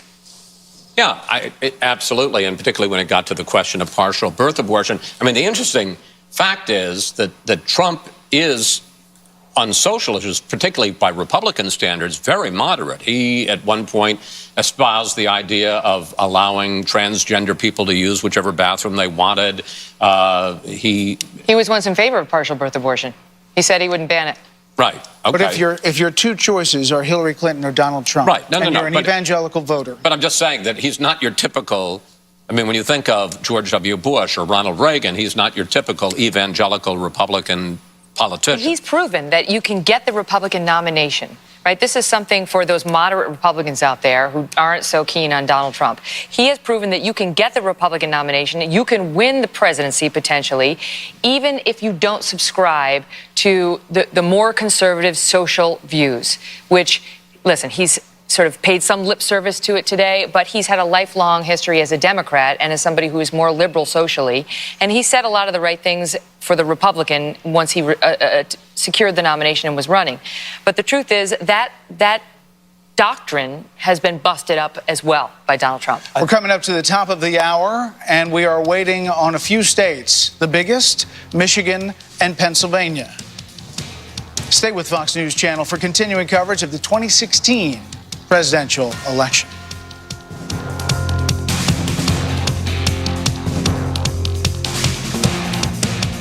We boarded the Avalon with a destination. 120 years hibernation means we'll wake up in a new century, on a new planet, but in the blink of an eye. Everything changed. Do you know what's going on? We woke up 90 years too soon. There's something they didn't tell us. There's a reason we woke up early. Rated PG-13. By 2050, we'll need twice the food from the same acreage to feed the world.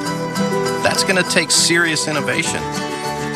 I'm John, research agronomist at Coke. We're challenging ourselves to create more advanced fertilizers that deliver nutrients to our crops more efficiently while respecting our environment, so farmers can apply less and grow more. We are Coke. What's it like to be in good hands? Like finding new ways to be taken care of. Home, car, life insurance, obviously.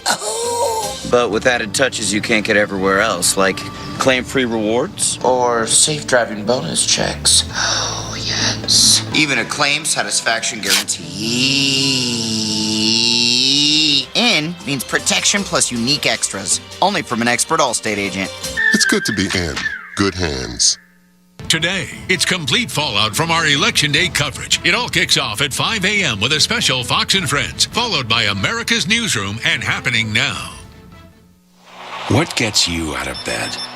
Is it just a routine, or is it something greater? Somewhere inside each of us is a calling.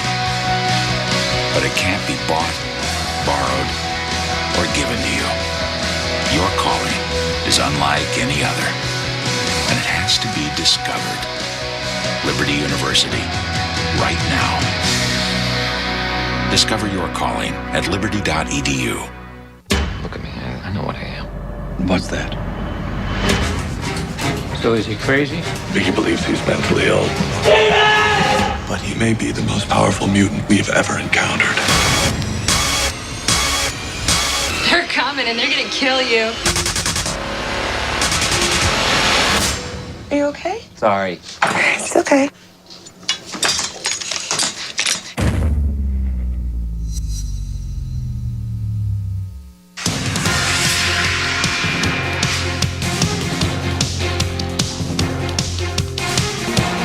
Look at the crowd outside of the Fox News headquarters. Remember that time we said we thought we'd be able to make a call by 11 and the early exit polls looked like that call would probably go to Hillary Clinton? Not so much. We are watching right now states including Michigan, which has been too close to call, Pennsylvania, which has been too close to call, New Hampshire, Minnesota, Maine, Arizona. None of those has come in. And we started the evening saying Trump needed to pull an inside straight. Shoes on a very different foot now, mixing metaphors. But she needs an inside straight, and it should be, ideally it would be a flush as well, straight flush. It's going to be hard, is my point.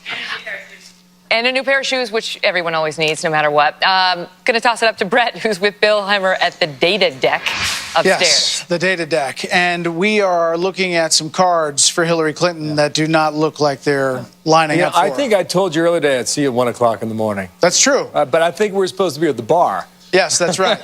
There are casinos in Michigan. Show us some Michigan. Here's what I've been watching for the last 30 minutes, okay? 30 minutes ago, Trump's margin was about 34,000 in Michigan.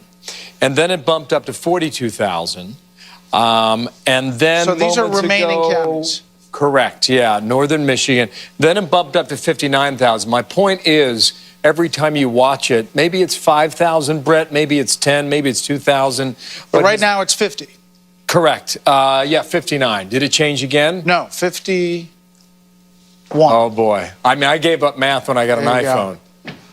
There you go. Okay, 59. So let me take you to Pennsylvania here, and this is what's happened over the last 30 minutes. At 12:30 East Coast time, he was up 26,000 votes. 15 minutes later, he was up 35,000 votes in Pennsylvania. And right now, based on that board, it's 52. Okay, it had been 59. It came down about 5,000. So you're at 52,000 vote margin there in the state of Pennsylvania. So either one of those states obviously puts him over the top of 270 electoral votes to win. She has to find the votes there in Michigan or Pennsylvania. Otherwise, because Minnesota doesn't do it alone, Arizona is still out here, but it's a Republican-leaning state. Let me show you that, too, by the way, in Arizona, because at the moment he's got about a 4-point lead right now. You know, you go back 4 years ago and you see what the margin was between, Romney and Obama. It was much greater. She's closed the gap as a Democrat, but again, he still has the advantage. So we go back to the what if column yet again, and okay, take Michigan out of the picture, take Pennsylvania out. If he's at 254 right now confirmed, Arizona puts him at 265. New Hampshire is too close to call. Have you seen what's going on in that state? I mean, it is just so razor tight. I'll take you there right now, and we can see the margin here. I mean, this has gone 0.2% in his favor, 0.2% in her favor. All right, let me do one thing. Yeah. Let me do one thing on this what if. What if, let's go back here, and what if she pulls out the miraculous win in Michigan? And Pennsylvania. And Pennsylvania. She's at 251. Now, Minnesota looks like it's heading her way, 261. All right, you have to give Arizona likely to Donald Trump. So then you have Alaska that goes Republican. It just closed a minute ago. Okay, let's just say it goes Republican. 268. Then you have the presidency of the United States hanging on New Hampshire, which, by the way, is tight, right? Very tight. Could go either way. And right here? Well, let's see where it is. Right now, you have Clinton up in New Hampshire. Yeah. No, it's Maine. Oh, that would be why. That's why. See, that's why Bill does it and I don't do it. Okay. It's another shot big there. Fingers. Take two. There we go. Okay. And you have, again, Clinton up in New Hampshire. By about 1,000 votes. Click back to 2012 on the bottom right there. I'm going to give you back control. My point is that it is conceivable that the entire presidency of the United States comes down to New Hampshire, the first in the nation primary state. I only point this out there because it's 650,000 votes from 4 years ago. Okay, from 2016, we are well under that mark right now. So you've got 520,000 votes in right now. You're going to get more vote in, and whether or not, well, she just jumped up 0.7%. I mean, that's what we're debating right now, trying to figure this out. 0.7% of the entire vote for the state. But it's pretty simple this way, Brett. You win Michigan, boom, you're at the number. That's it. It's pretty easy this way. You win Pennsylvania, you're at the number. Right now, in both states, he has a lead. We'll see how long this lasts. But in our studio tonight is Mr. Butterfly Ballot. Okay. His name is John Bolton, and he will tell you that all these states have a law when you go into a mandatory recount. We're going to dive into that in a minute. We'll try and figure that out for you. We are making a call now. The Fox News decision desk is calling Maine, the state of Maine, for Hillary Clinton. But this is 3 out of the 4 available electoral votes there. We have not called the 2nd congressional district in Maine. Maine is one of 2 states, along with Nebraska, that splits up its electoral votes. So now you have Maine plus 3 for Hillary Clinton, with 1 still remaining out there. Yeah. To do the math on that, at the moment, with that factored in, if she were to take New Hampshire, run the table in Pennsylvania, Michigan, Minnesota, she's at 268. She has to win Arizona or Alaska? Arizona or Alaska, according to this scenario at the moment. Okay. That's a big challenge right now. And you know they're breathing pretty heavy in Brooklyn at the moment. All right, we're going to send it back down to you, Megan. All right, guys, thank you. So why can't we call any of these states? Why is it Hello, Michigan. Hello, Minnesota. Hello, Arizona. Hello, Pennsylvania. Out here rather than back there doing his work. That's true. Steyerwalt is usually on the decision desk. We've yanked him out here tonight, and he's like, you can see, he's like sweating. He's like, get me back there. I don't like not knowing. Well, I do like knowing more than not knowing, but I also know this. Pennsylvania is hard to call. Now, Carl and I were just talking about, there are some places in Pennsylvania that she has very obviously underperformed. But there is still a path for her, or at least there was as of about 3 minutes ago, a path for her in Pennsylvania to get this done. As far as, you know, we want to be careful about calls even when they look obvious. So something like Arizona, right? So you look at that and you say, well, gosh, that should be enough. But we would rather be, when it's this close, we'd rather be right than be early. Just looking at so up here on the wall, you've got all the states we haven't called, right? I don't know if it's all of them, but it's a lot of them, the big ones. And look at that. So obviously Michigan is the best one because if he got 16, that's it. He wins the presidency. If we project Michigan for Donald Trump, he wins the presidency. Pennsylvania, same deal. All the others need a little bit of extra. Minnesota's 10, but you can see if he could add, 10 gets him to 264, and then he needs 6, so he can cobble together a couple more. Arizona, we haven't yet called. That's 11. If he could win Arizona and Minnesota, Arizona and one of the others, Well, if he won Arizona and New Hampshire, that would get him to 269. It would mean the worst he could do is a tie, and he wins if it's a tie. And if he got in Maine's second congressional district is still out. Well, Arizona plus New Hampshire. 269. I didn't. You said 250. Oh no, 269 would mean a tie, and he's president. Okay. So Arizona and New Hampshire would do it. Oh, good. All right. So listen, we like to reminisce here. We love to go back down old memory lanes. So I'm actually going to take a walk to the decision desk and find out what's the deal with Michigan, what's the deal with Minnesota. It was so fun the last time, so we're just going to. But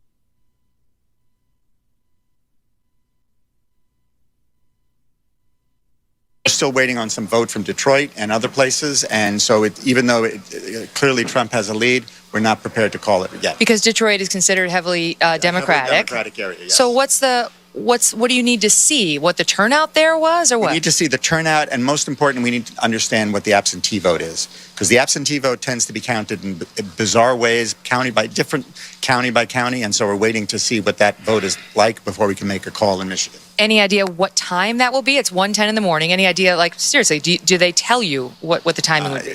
What they tell us is soon, and soon could mean anything. That's not helpful. I know. All right, forget Michigan. Let's move on to Minnesota. 10 electoral votes there. That could get them much closer. What's the deal there? Minnesota, we're also waiting for a lot of vote in the Twin Cities area, which also tends to be Democratic. There does seem to be, Hillary seems to have a slight lead in Minnesota, but it's a very tenuous lead. And when we look at the models, it looks like it's going to be a very close night there. Wow, which again, most people were not predicting. Minnesota was not supposed to be. Not at all. It wasn't considered a toss-up, really. Not at all. Okay, Arizona. Why haven't we called that? Arizona has begun counting vote in a slightly different way. There's a lot of vote that doesn't get counted on Election Day. So it's not clear we're going to be able to make a call in Arizona tonight, but we're going to try. Pennsylvania. That's the mother lode. If Trump gets that, he's got it. That's right. Pennsylvania also looks like it's ending up going to be a very close night in Pennsylvania. I wouldn't be surprised if we're not able to call Pennsylvania tonight. If we're not able to call it at all. Very possible, yes. How about Maine's congressional district, second congressional district? Man, they've gotten so much airtime this election. That's exactly right. This is the district in outstate Maine, the northern part of Maine. Right now, Trump has a lead in the raw vote, but I think it's only about 50% of the vote has been counted there. And so we don't have a model for Maine CD2, but we do have it. It looks like Trump may get that one electoral vote, but we're not ready to call that What yet. am I missing? Which one am I forgetting? The most interesting one you're missing is Alaska. And Really? Precisely. Alaska has 3 electoral votes. Historically, Alaska has always gone Republican. Right now, we're looking at conflicting data from Alaska, and Alaska is another state that tends to count vote extremely slowly. And so that's another state that we could be hanging on for a couple of days. How about New Hampshire and its 4 electoral votes? New Hampshire. Joe Trippi is obsessed with New Hampshire. He wants me to ask. As he should be. New Hampshire is a state that we could very easily also not be calling tonight. Oh, come on. I'm sorry. Should we dock their pay? Is there all right, so let me ask you this. You guys they all sit back here, they crunch the numbers, they talk, they compare notes. What explains what we have seen tonight? Do you look at that? Do you look at any of the exit data, or is that all Dana Blanton? But can you help us understand what people misread? That's a really good question. People are going to be poring over the data for months and possibly years to figure out what really happened. I think what basically happened was in the final polling, we saw that Clinton had roughly a 4-point lead in most of the polls. She was at about 48%, 49%. The question was, what happened to all the folks who were on what I call the movables, folks who said they were either for Johnson, Stein, or were purely undecided, and they ranged from 8 to 10 to 12%, depending on the poll you were looking at. And I think what happened was a lot of those people, they said they weren't for Hillary Clinton, and they weren't. And in the end, they decided to go for Trump. That's my hypothesis of what the polling. It was a misreading of the polling rather than a mistake of the polls. I'm not going to hold you to this because I know you're crunching numbers in counties and raw vote and things like that now, but do you have a feel on the late deciders? Do you have a feel on whether it really was a late-breaking vote for Trump or whether this was baked in, these late deciders, these people you're talking about, was it the last few days or when was it? What we saw in the exit poll is that there was some late decided movement towards Trump, but I think what it is evidence that they were basically sort of decided, but they didn't want to say. And then in the end, they went for Trump. So it is what you're saying that the shy Trump voter really was out there? I guess so. Yep. It doesn't seem possible that you can be a shy Trump voter, right? What we know of the Trump voters is they are not shy. They are not shy. Exactly. And that's the big difference between this general election and what we were seeing all year in the primaries. All year in the primaries, the Trump number from the polling was exactly the Trump number that he got in the primary. And all the undecided went away from Trump. This time, we're seeing that a lot of that undecided, in fact, wound up being a Trump vote. All right, last question. What of the states that are still out there? Oh, and one more thing. Yeah, go. The other thing to note is that right now, Clinton is ahead in the popular vote. And that was something actually a lot of analysts understood, that in fact, a Democratic lead of 3 or 4% translated into an electoral college photo finish, which is what we're seeing right now, that basically Democrats run up the score in states like California, New York, Illinois, and roughly 3% of the vote is wasted by Democrats in those states. That's just the way the Continental Congress decided it, and it's wasted in those states. And so, even though you might have a 3% lead in the popular vote, that could translate into an electoral college photo finish. All right, so I actually have 2 more questions. Number 1 is, does she have any chance left? I'm not going to answer that question. Okay, all right. I had to try. Number 2 is, what is the state you guys think you're most likely to call next? I realize you don't know. Which one are we most likely to get next? We're looking at a number of states that we could possibly call very quick. Does it begin with an M? You're a very good interviewer. You're not going to tell me? No, not yet. Arnon, thank you. Thank you. Thank you, all of you guys. You guys are unsung heroes here at Fox News and all the work you do. You too, Kath. All of you. Thank you. Thank you. It's a pleasure. Honored to work with these guys. Back on over to the decision desk. Well, away from the decision desk and back to the anchor desk. Look, Karl Rove stayed seated. He didn't challenge anybody. That's true. And there's no bad blood between Karl and Arnon. So that's because we didn't call somebody with 911 votes separating the 2 candidates. Were they right or weren't they? Let's not relive it. Were they right or were they right? Relive it. Woof. It's a painful moment. It's okay. We do love them. It is wonderful to work with them, but we would really like to make some calls. I think it begins with an M. He wouldn't say so, but you had to see it in his eyes. It's possible. Carl Cameron is live at Trump headquarters with reaction there as we are waiting on M states to come in. Hi, Brett. Impatient is probably the operative word of the night. There has not been a single person who has left the Trump Victory Night headquarters, is what they think it now is. The Trump family remains at Trump Tower, impatient to come over here. They're particularly interested in when Pennsylvania might get called, because after Hillary Clinton leading the polls, Donald Trump has moved into a slight lead in the actual vote count, but there's still more of the vote out to be counted. So Donald Trump and his campaign now have to start thinking about putting together a transition team. A couple of weeks ago, when the polls weren't looking all that favorable in some of the battleground states, Donald Trump instructed his transition chairman, Chris Christie, the governor of New Jersey, to slow down on the transition work and pony up some of those people to help him actually win the race. He is on the precipice of doing exactly that, which means that the transition effort has probably fallen behind a little bit. Now he's got to deal with the acceptance speech and putting the transition on overdrive in order to start forming a government, assuming that M state, or maybe the P state of Pennsylvania, or perhaps Arizona and some combination of others, including Alaska, will put him over the top. They would like very much for our decision desk to make their decision so that they can come down here and make their speeches. You know, on TV jargon, you have what's called Mix Plus, because we can hear the broadcast in the hall there. So you did an excellent job, Carl, talking through the reverberation. Got to keep it interesting. You know, he's too good. You got to throw a few softballs or hardballs at him. Just see if he can still do it. And indeed, he can. Let's see what we can do to Jen Griffin. She's over at the Clinton campaign headquarters. I bet she can do it too, but we like her, so let's see. Hey, Jen. Hi, Megan. Well, it's quite a different scene over here. There are campaign staff that we've seen in tears. The hall has emptied out quite a bit behind me.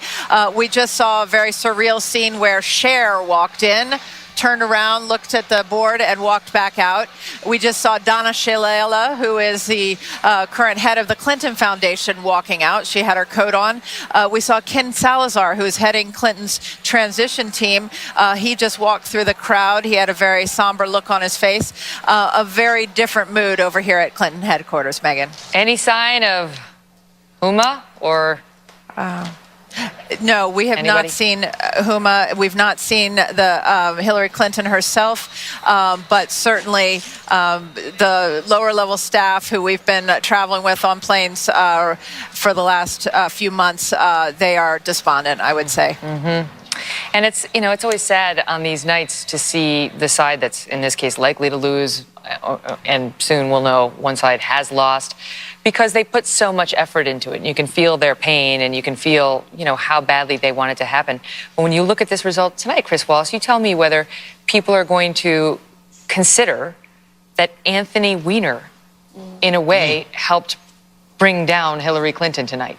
Sure. It certainly didn't help. They're going to look at around a lot of things, and clearly the Clinton camp isn't going to blame Hillary Clinton, right? They're not going to say, except for Neera Tanden, who seems to be the one truth teller in the group, who will say... She's emerged as the MVP of the WikiLeaks emails. Yeah, absolutely. That, you know, we'll say, why did you not get this out 2 years ago? But clearly, you know, to people who may not have followed it, because Anthony Weiner sexted, the FBI began an investigation, and they seized his laptop, and they looked at it and found all these emails, and that led James Comey, in what I personally think was a mistake, to announce that they were going to reopen the investigation. Looking back at it, and you're a lawyer, I think James Comey should have kept his mouth shut the entire time. Should not have said anything in July, should not have said anything in October, should not have said anything this weekend, just should have done what a prosecutor does, said nothing. I think you could justify him doing that, but I think you can also justify the way he did it now. I think probably the most controversial thing, in my view as a lawyer, that he did was the explanation of why he didn't bring the charges, where he really went after her and called her a liar and all that, which he didn't need to do, and I understood the controversy behind that. But I had, as a lawyer, I had no problem with him announcing where he stood. It's not his job to manipulate the electoral process or protect her from it. It's just his job to keep Congress informed. And I do think that Hillary Clinton has only herself to blame for the email problems. I mean, she, as a lawyer, she pressed the limits, and she didn't do what she was supposed to do. And she's come out and admitted that now. But the only thing I'd say in that regard is, it is so freighted when you say something that we're going to reopen an investigation. Normally, the FBI doesn't announce they're reopening an investigation, and he wouldn't have had to announce it if he hadn't gone before Congress and said, here are the situation under which I will announce, reopen the investigation. But what if he hadn't done it? What if he hadn't done it? And then in that treasure trove on Anthony Weiner's laptop were 650,000 documents that were classified that did relate to national security. Well, it turns out now they could have gone through them and found out and announced it before election. Let's, if we could, take an update right now on the net gains of the House and Senate, because you have the Senate we are still waiting on Missouri, New Hampshire, and Pennsylvania in the Senate. And Louisiana is heading to a runoff December 10th. The Senate, remember, had to have a net gain of 5 for Democrats to pick up control of the U.S. Senate. If they lose the White House, they needed all 5. Well, you're talking about Blunt in Missouri, Ayotte in New Hampshire, Toomey in Pennsylvania, and a Louisiana would be a red state holding on if they flipped it on December 10th. Is the runoff scheduled. So you have 4 remaining. They would have to run the table on the remaining 4 to take control.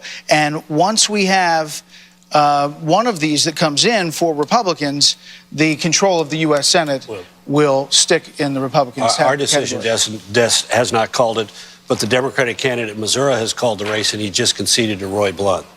Oh, Republicans have kept the Blunt seat. Wow. And that's what you're being careful Chris, on the decision That's desk. pretty good evidence that he's done. I don't know because I'm not back there. But maybe you should take the walk. if she can't get it out of him, you think I can? Lord, no. But if that's reported, and there's a lot of, I'm seeing a lot of stuff that people say that Toomey's got it in Pennsylvania. Yep. Yeah, I'm getting emails from the state Republican Party chairman, Rob Gleason, telling me, why is Fox not calling it? We're up by 70,000 votes. And I told him Here we go again. Get a lot of that. Let's go now to Molly Line in Concord, New Hampshire. That state is still too close to call, and we have not called the Senate race there either. Molly. Yeah, the votes are still being counted. The results are still coming in, and yet the party is pretty much over here at the headquarters in Concord. Just a few journalists struggling around. We're like the crumbs left on the plate here as things wrap up tonight. When this all got started, we knew it would be a nail-biter. The campaigns acknowledged that, and that's why we saw Hillary Clinton here on Sunday. We saw Donald Trump here yesterday. They knew this would be down to the wire and that big investments would have to be made. And that's the same in the Senate race as well. The incumbent Republican Senator Kelly Ayotte was facing a very tough challenge from the governor here in the state, the Democratic governor Maggie Hassan, and that proved to be true. And here we are, well after midnight, still waiting for the final numbers and to find out who actually won this race. Everyone has essentially gone home at this point in time, and we'll be waiting to see as those results come in and to get the final count. I mean, this was a tough, hard-fought battle, particularly in the Senate race, where these 2 women faced off against each other. Long resumes, competent, well-liked, recognizable figures here in the state, so they were very evenly matched, and in the national race as well. You know, 2 figures coming here to the state and battling it out. There was a lot of retail politicking going on. That's what you have to do here in New Hampshire, and that's what we saw up to the last moment in the Senate race today. Both Kelly Ayotte and Maggie Hassan were out at the polls today asking for every last vote until the last second before they went to their respective headquarters and got ready to give the potential speeches. We did hear from Kelly Ayotte very briefly. She left the night on a high note, essentially saying that they were upbeat about where the race is, but they were going to do this in a New Hampshire way and ensure that every vote was counted. Brett? Molly Line in New Hampshire. And this is a big race call for you now. We are ready to project that Pat Toomey has won the election in Pennsylvania. That's another Republican victory there, fending off his challenger, as you can see, by a decent margin. Right, yeah. Exactly, by a decent margin. So this means, if I'm not mistaken, this means that the Republicans will officially retain control of the upper chamber. That's it. So the Democrats are not going to be winning control of the Senate. The Democrats are not going to be winning control of the Congress. And at this rate, it certainly doesn't look like they're going to be winning control of the White House. And if you're right, Carl, and we don't have a call as of yet, but if you're right about Missouri, you're starting to talk about 51-49. You have still Missouri. Starwald, am I right about Missouri? I got it right here. The St. Louis Post-Dispatch says that Jason Kander has conceded the race. And there you have it. So Roy Blunt holds off the Democrat, Jason Kander, who was expected to have a win there in Missouri. So now you have Democrats held off in Missouri, in Pennsylvania, in North Carolina, still waiting on New Hampshire, and also obviously that Louisiana runoff December 10th. On top of that, we're just getting this in from Capitol Hill, where Speaker Paul Ryan called Donald Trump earlier this evening. The two had a very good conversation. The Speaker congratulated Mr. Trump on his big night and also spoke with his good friend, Governor Mike Pence. And so a bit of an outreach already starting there. So perhaps we love Sean, but maybe it could be that they're on different pages. We'll see how Donald Trump reacts. The new president is going to have plenty to say grace over without picking a fight with the Republican leadership. There'll come a time when... But is that old school thinking? Let me just ask you, is that old school thinking? Because you know what? Trump is he's the destroyer, right? He's going to bust things up. It may be old school thinking, but it's 220 years old school thinking. Traditionally, the House and Senate do not like to be dictated to by the sitting president of the United States, particularly when it comes to choosing their own leadership.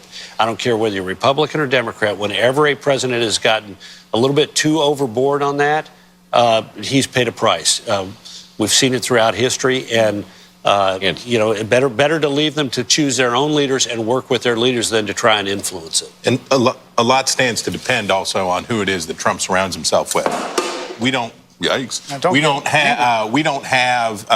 We know Jeff Sessions is one of the people that he has his outreach to Congress. Will probably be his point man if he does, in fact, win one of those two.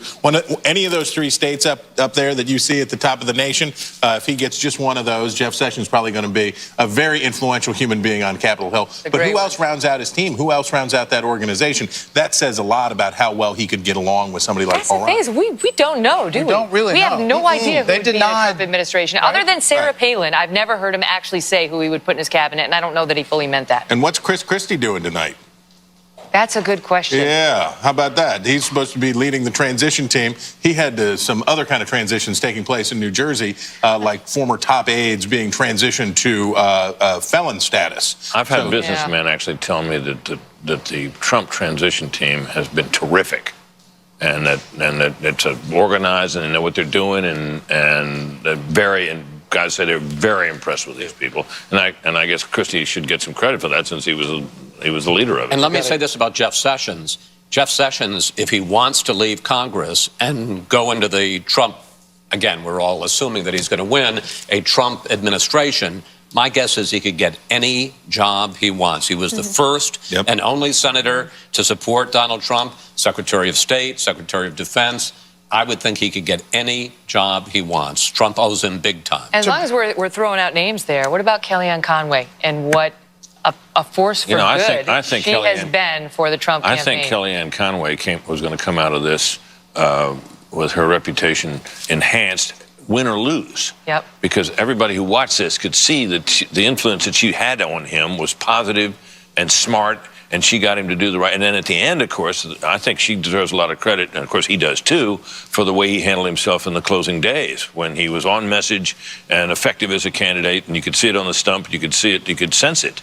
And so I think she comes out of this. As long as we're throwing that praise around, Reince Priebus, who you were saying, one of you was saying, was the one who was saying to him, stay on message, stay calm. There's some thought Reince Priebus, who it had been thought was going to run again to be the Republican National Committee chair, there's now talk about as a possible chief of staff in the White House. Let's assume that he does get to the number, Dana. I mean, it's a big job to go from tonight to the 73 days to the inauguration. All of the positions that you have to fill, the transition.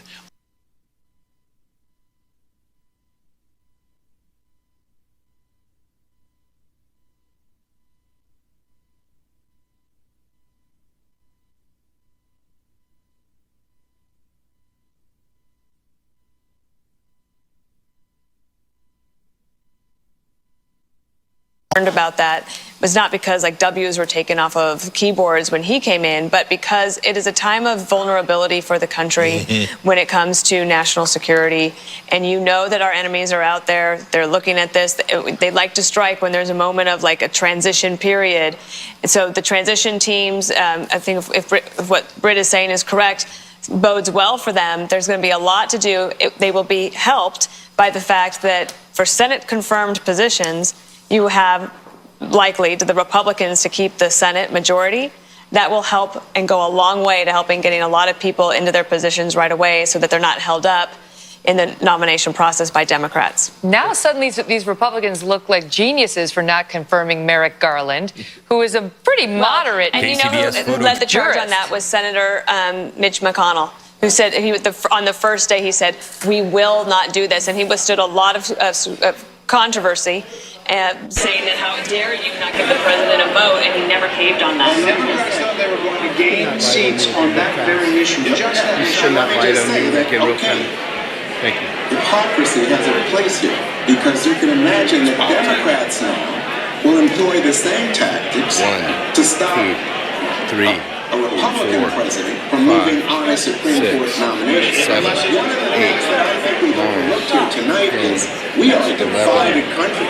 So many of these races are decided by a point or two. We talked about the shift in terms of the undecided voters who moved late. I don't know that it was, as has been suggested, oh my gosh, you know, Donald Trump just handled it so well at the end by not making controversial statements. It's not like people don't know who Donald Trump is and don't know his capacity for intemperate behavior. I think it was much more a statement about we, the American people, very divided, people who are discontented for one reason or another, and people who really feel like they've been forgotten and left behind. How much does President Obama have to do with that feeling? I think he has a great deal to do. The obstruction pursued by Mitch McConnell and the Freedom Caucus in the House have, in fact, exaggerated the division. But one, they gave him back. It looks like they.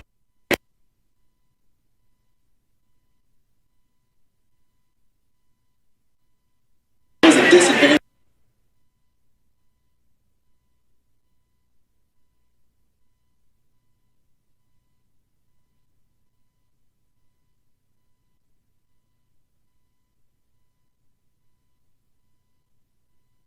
I think that what we've just seen in Missouri is the evidence of the advantage of incumbency. But you speak of the hypocrisy, Ron, and trust me, we covered it night after night. When Barack Obama was handing down executive orders, like it was candy, he was handing out. It was like night after night, immigration. People were standing up, people like Law Professor Jonathan Turley, and many others saying, this is a slippery slope. This is not somebody who had been known for defending a lot of Republicans.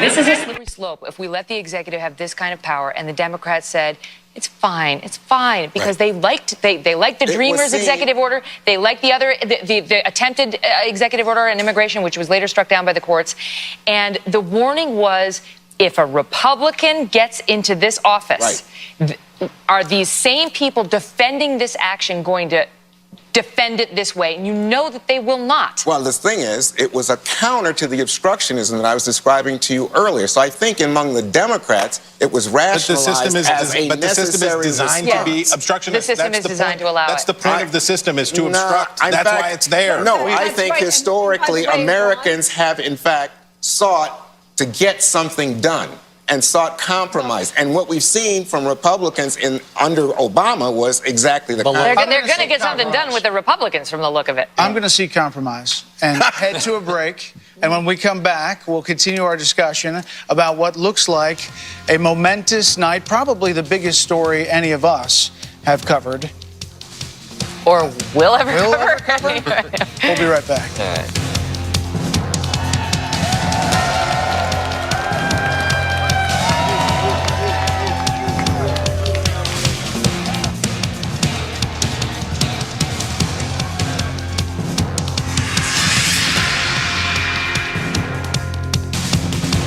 I love getting more for less. That's why this control enthusiast rents from National, where I can skip the counter and choose any car in the aisle.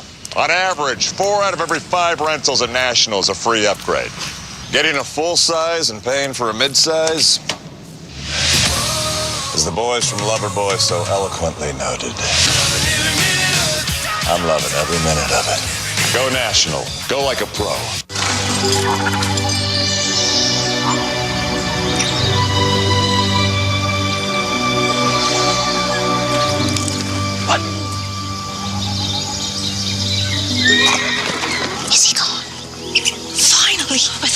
never leave. Why are you texting my man at 2 a.m.? If you want someone to leave you alone, you pretend like you're sleeping. It's what you do. If you want to save 15% or more on car insurance, you switch to Geico. It's what you do. Taking selfies in the kitchen does not make you a model. Okay. I thought I was managing my moderate to severe Crohn's disease.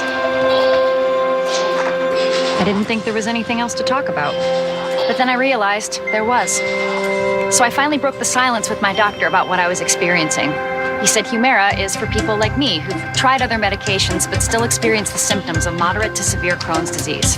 In clinical studies, the majority of patients on Humira saw significant symptom relief, and many achieved remission. Humira can lower your ability to fight infections, including tuberculosis. Serious, sometimes fatal infections and cancers, including lymphoma, have happened, as have blood, liver, and nervous system problems, serious allergic reactions, and new or worsening heart failure. Before treatment, get tested for TB. Tell your doctor if you've been to areas where certain fungal infections are common, and if you've had TB, hepatitis B, are prone to infections, or have flu-like symptoms or sores. Don't start Humira if you have an infection. If you're still just managing your symptoms, talk with your gastroenterologist about Humira. With Humira, remission is possible.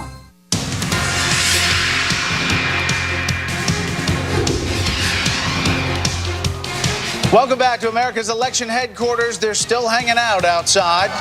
They want the news. They want to hear about Pennsylvania. They want to hear about Michigan. They want to hear about, where else do they want to hear about? New Hampshire. They are not alone. They are not alone.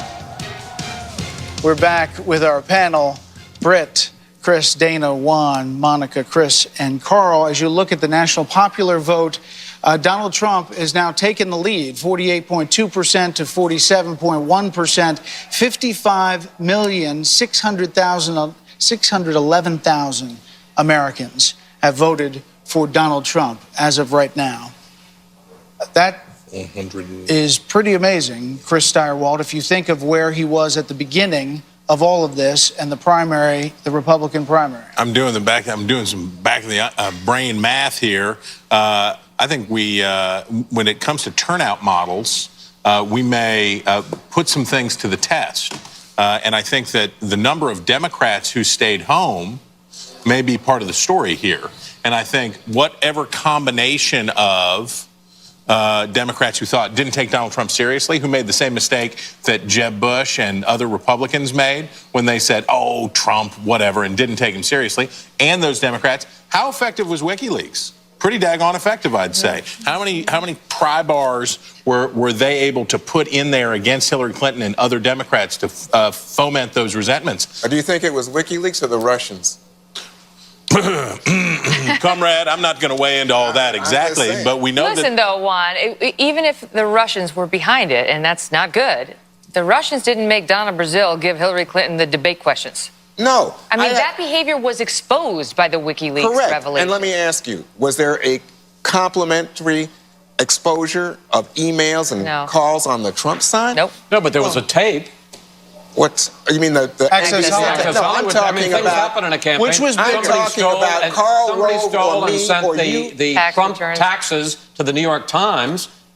That's not the same. Come on. Why This is, isn't it? That's you think, that's you don't journalism. Think that was stolen? That's like you don't think that was stolen, Juan? I think it was leaked. There's a difference between a leak to a reporter. What's the second name of Wiki? Wiki what? That's what? That's not on target. What's the difference between hacking email and stealing tax returns? The difference, Chris, is that you have to understand a foreign government seeking to intervene in American I agree with you about the Russians. That's what I'm saying. Stealing. AP's called it. Monica. Yeah, we've been talking a lot about why Donald Trump may, in fact, win the presidency tonight, but we haven't spent a lot of time talking about why Mrs. Clinton may have lost tonight. Right. She had a corruption problem. She had an honesty and trustworthy problem. She had a likability problem. And perhaps more than anything else, she never offered voters a clear vision for where she wanted to take the country. And she also never offered a compelling reason to vote for her rather than against Donald Trump. And I think all of those factors came into play, in addition to the fact that sort of the unprotected people of the country are in a total revolt against the bipartisan ruling class. And in terms of a divided country, I understand a lot of these races are very tight. But when you take a look at that map, it looks pretty darn red to me.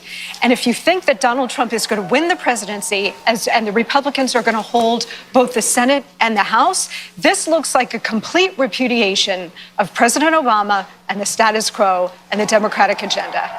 Think about that. There have been pieces run.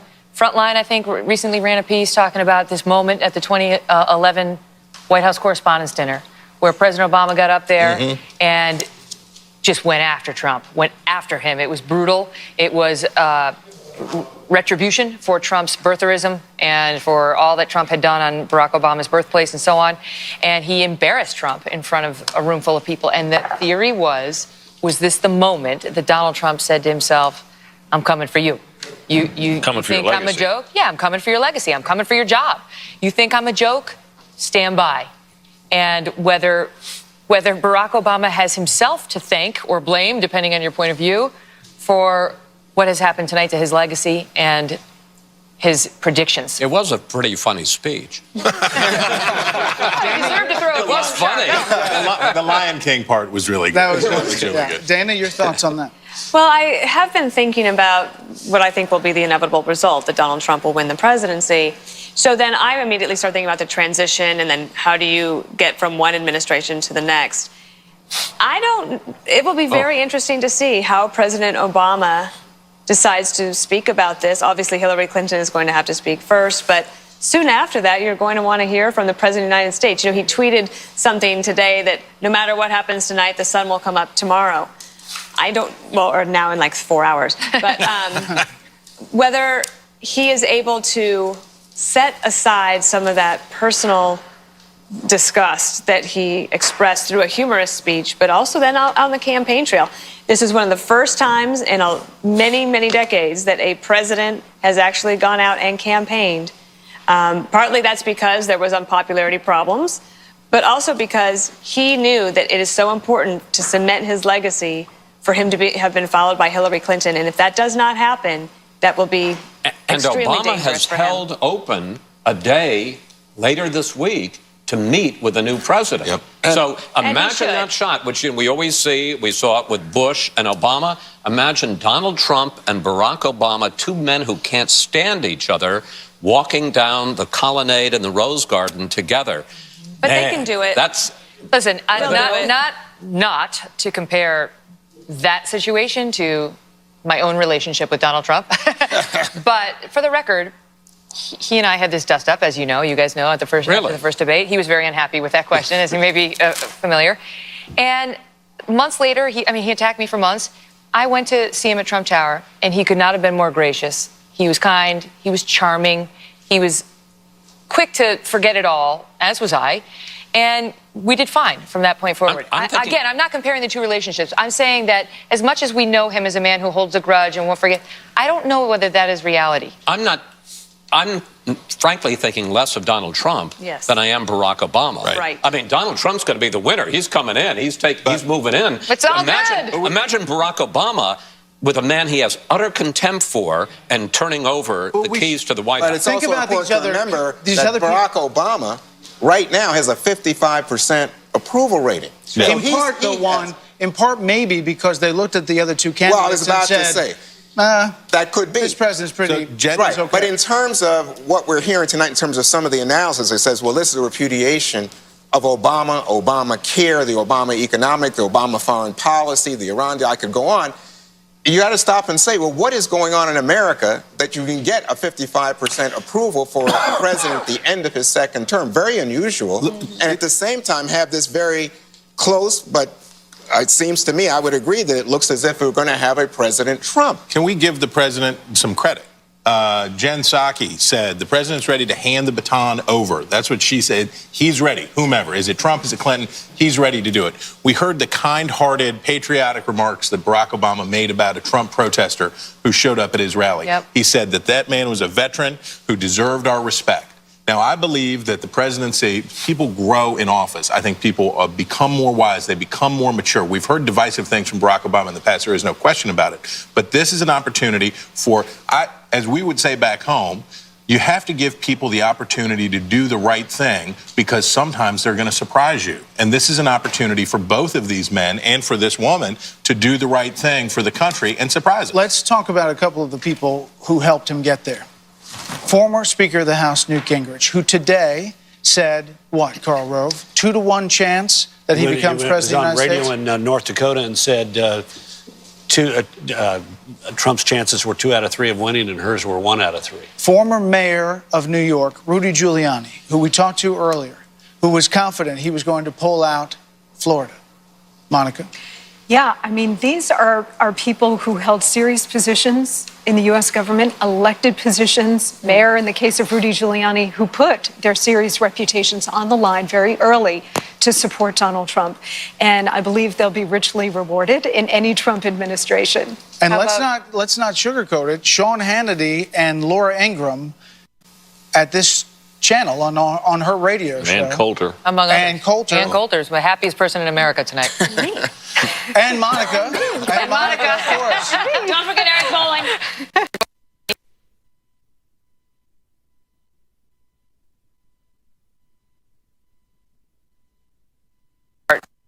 Which is great, this alt-right website, who came into the campaign late, and everyone said, oh, Steve Bannon, but Trump, when Steve Bannon was in there, and Steve Bannon, he said some very controversial things, and he's a very controversial man. And the question But is... has been very quiet during the campaign, right? So, like, very behind the scenes. I don't know a lot about his management style, or even, and I don't know him at all. I don't know if he wants to He does serve not in like government. Republicans. No, that's true. But I don't know if he wants to serve in government. Like, setting that aside, I mean, a lot of people don't like Republicans or Democrats. But so now that if they win, they get to govern. And then governing is different than campaigning. And it's wonderful. It's very rewarding. I don't know if it's richly rewarding. That's probably not the best term to use. But in terms of like your personal fulfillment or professional fulfillment, being able to serve your country, yeah, that's a big deal. I don't know Steve Bannon if he wants to actually serve. Sometimes people work on campaigns and then they're like, okay, you take it from here because I'm going to go do something else. What's going to happen to Trump TV now? Donald Trump's going to be busy running the country. White House TV. White House TV. Let's also talk about his businesses, which he's going to hand over, he says, to his family. This is going to be a problem because they're going to have to be sensitive to the same kind of concerns that Hillary Clinton was asked to be sensitive to when she was given the position as Secretary of State. On January 13th, 2009, she appeared before the Senate Foreign Relations Committee, and both Democrats and Republicans cautioned her about the potential for conflicts of interest or even the appearance of conflicts of interest that the foundation could present. Same thing's going to happen when you got an international business operating both here and abroad. But we do have a model for this. Michael Bloomberg, who ran a multi-billion-dollar empire, was elected mayor of New York City, put a lot of his business interests into a trust, turned the business over to trusted aides, ran the city of New York, and then went back to his business. John Podesta is said to be headed over to the Javits Center, and Secretary Clinton is not going with him. What do you make of that? I think they think it's over. I mean, there's this. Pennsylvania's been called.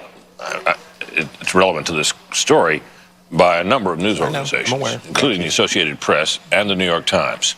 So obviously, the fact that we haven't called it may well be the right decision, but that may well be what's affecting the Clinton camp, and they're looking at this and saying there's no way. Let's go to Jennifer Griffin at the Clinton camp to get the latest there. Jennifer?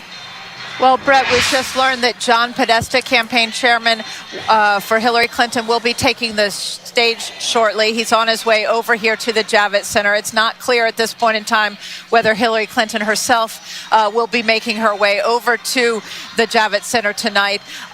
What we've noticed is there are a few more people streaming in. They've put on the music that we've come to expect from the campaign, what we've heard on the campaign trail for months, a little bit more upbeat atmosphere, but but the looks on people's faces still very glum. We've seen a number of people in tears, and it's hard to know exactly what John Podesta is going to say, but that's what we can report at this moment. Okay, Jennifer, thank you. Wait, so Jennifer, so you're suggesting then that John Podesta is coming over there, he may speak, and we may not hear from Hillary Clinton at all tonight?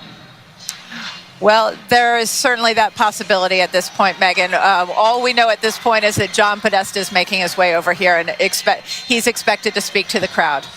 Well, that is very interesting. If we are not seeing the candidate go there, I mean, it's reminiscent, Chris, of Nashville when we had Daley come out and speak to the crowd there in Nashville in 2000 instead of Al Gore.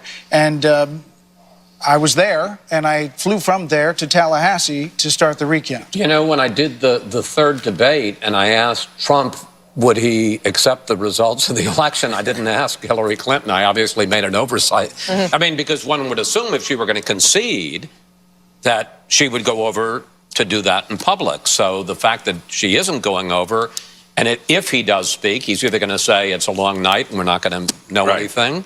That makes sense. All right, but when you're seeing, you know, and listen, we haven't called it yet either, right? But several other people are suggesting that not only might Trump win Pennsylvania, but he might win a few of these extra states. I mean, if that is the case, what good does she do herself by not coming out tonight? Is holding on for hope that she's somehow going to run the table on every single state that's still out there? I think Jennifer is still out there. She asked this question about conceding, I think. Well, Brett, actually, when we flew after the third debate, we flew on the plane with Hillary Clinton leaving Las Vegas, and it was the first question that I did ask Hillary Clinton after Chris had asked the question of Donald Trump on stage, and that had been the headline from the third debate. So I asked Clinton when she came back to talk to the press at the back of the plane, I said, will you accept the results? And people laughed it off at the time. She laughed it off at the time. She did not actually answer the question, and then she lambasted Donald Trump for what he had said at the podium, but she did not answer the question, and I did ask it of her. You know, you look back at this race and how, and the campaign that she ran, and of course now it's 20/20 hindsight, and she's going to be ripped to, you know, high heavens. But truly, Chris, the lack of access that she gave to the press, right? Trump spent the whole year beating up on the press, but at least he made himself available to most people. She was in the presidential protection program. She had so many opportunities when Trump was down. And you know, you saw this time and time again, where she would surge ahead of him. He'd be down here. 2 weeks would pass. He'd be right back up there again. Again, she'd be up here. Same thing, over and over and over again. She could never finish him. And remember in August, after the first debate, and he attacked the Khan family, and she went underground. She didn't speak to anybody. She barely had any campaign events. Even to the end, she was having so many fewer campaign events to him up until, you know, that last week when she saw trouble. And people believed she was a person who was secretive, who was hiding something, who was not accessible, who they couldn't trust. No, that's right. I mean, if his flaw that he had for the entire campaign was lack of experience and temperament, hers was lack of character. It was that people continued to have grave doubts, and obviously the Comey investigation and the emails, and as you say, the fact that she, one, did it, and then two, lied about it for months. You know, I mean, you look back at what she said in that original news conference at the United Nations in March of 2015, and when I finally did get an interview with her in July after the convention, I mean, just the contradictions. Forget whether what she did was right or wrong. What she told the American people and what Comey found were diametrically opposed. And in fact, in that interview, she said that they weren't. She said that Comey had cleared her, and then that became a whole issue. So over and over again, when there was a path to, you know, to put it out. Like Lanny Davis told her she should. Right. She wouldn't do it. So, and that was, if she loses tonight, going to turn out to be the fatal. We got to hit a break here, Britt. Kellyanne Conway just tweeted out, she said, things that were true. Undercover Trump vote, at Mike Pence for VP, Hillary's floor and ceiling are same, rally crowds matter, we expanded the map. We are going to look at the map and waiting on these states after Fox News continues election coverage in an election we have not seen ever before. We'll be right back.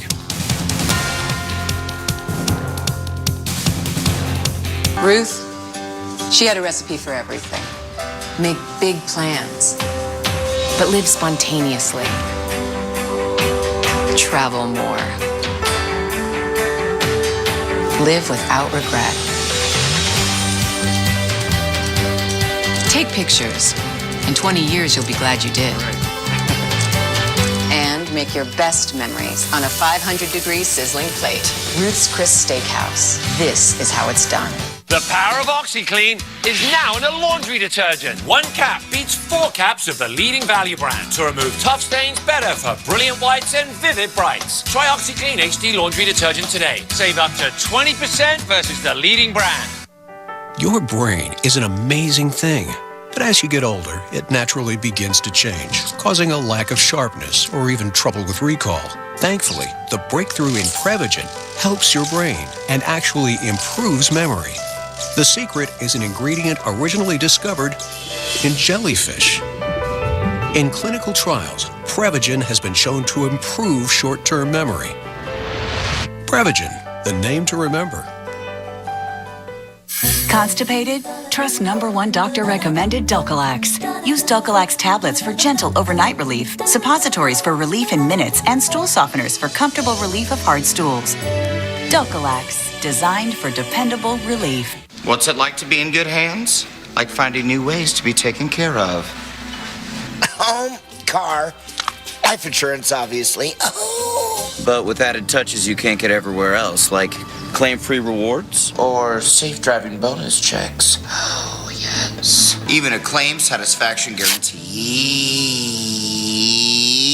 In means protection plus unique extras. Only from an expert Allstate agent. It's good to be in good hands. Today I want to show you some internet videos. This is Black Friday. That is insane. I would never do that. At Chevy, you can avoid the chaos and get great deals on the most awarded lineup. I like that. Bam! It's awesome.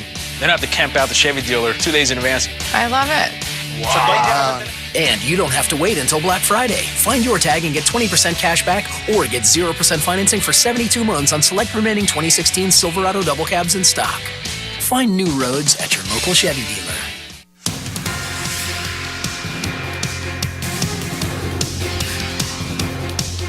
Out of the Clinton campaign headquarters, let's head over to, and there's our crowd outside the Fox News headquarters. Let's head over to Jennifer Griffin. Jen? Well, Brett, we've just learned that John Podesta is heading over here to the Javits Center from the Peninsula Hotel, where Hillary Clinton and her family have been waiting tonight. And we understand that Hillary Clinton will not be heading over to the Javits Center. So we are still waiting on John Podesta. We don't know what he will tell the crowd that is gathered here. It seems like the room has filled up a bit in the last few minutes, but we can now report that Hillary Clinton will not be coming to the Javits Center tonight. Will not. Will not. So what do we take from that, Jen? Well, I think what we take from that is it's not clear whether the campaign is prepared to concede. And so I think there are still a number of races that are very close. I think they feel that there are certain states, whether it's New Hampshire or others, that might be in recount territory. Well, let's talk about the irony of this moment. The fact that there was that much concern from Democrats that Donald Trump said he would not concede the race. There was that much uproar in the Hillary Clinton campaign that he said, I'm going to have to wait and see what happens to Chris Wallace on that third debate. The fact that there was that much press about that comment, and yet here we are, and Hillary Clinton, it appears, is not going to concede tonight, even if Donald Trump gets over this magic number of 270. Well, that's exactly right, Brett. In fact, we're trying to find that moment on board the plane where I asked her that very question, whether she would accept the results. But again, these last few states have not come in yet. Some of them are very close, and it is clear from their analytics that they feel that it's still very close. Okay, Jen, we appreciate the info. If you get anything else, let us know. We want to head over to our decision desk, which has made some calls, and obviously some calls are still pending. Here we are. And Megan didn't walk there this time, but there she is. Hello. We're here. Arden's here again. Arden, Michigan, great to see you. So, first of all, let's start with the Senate. Why haven't we called, I mean, we've sort of said the Republicans are going to retain the power in the Senate, but why haven't we officially called that? There are several unknowns in the Senate now. The first is that there's a Louisiana runoff which takes place in early December between a Democrat and a Republican. And while I think a lot of people say the Republican is advantaged in that runoff, we can't make a call for the Senate until we have an actual result from Louisiana. So you're not going to make a call on the Senate tonight? We're never going to get the fancy graphic on the Senate tonight? That is correct. It is theoretically possible that we could get the Democrats to 50, but that would require, to believe that they had the control of the Senate would require Hillary Clinton. Let me stand you by because John Podesta is taking the stage now at Hillary's headquarters. Let's listen. Well, folks, I know you've been here a long time, and it's been a long night, and it's been a long campaign. But I could say we can wait a little longer, can't we? We're still counting votes, and every vote should count. Several states are too close to call, so we're not going to have anything more to say tonight. So listen to me. Everybody should head home. You should get some sleep. We'll have more to say tomorrow.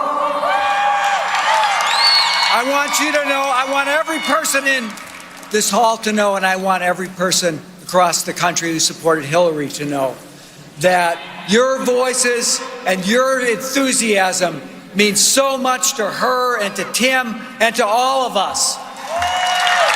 We are so proud of you.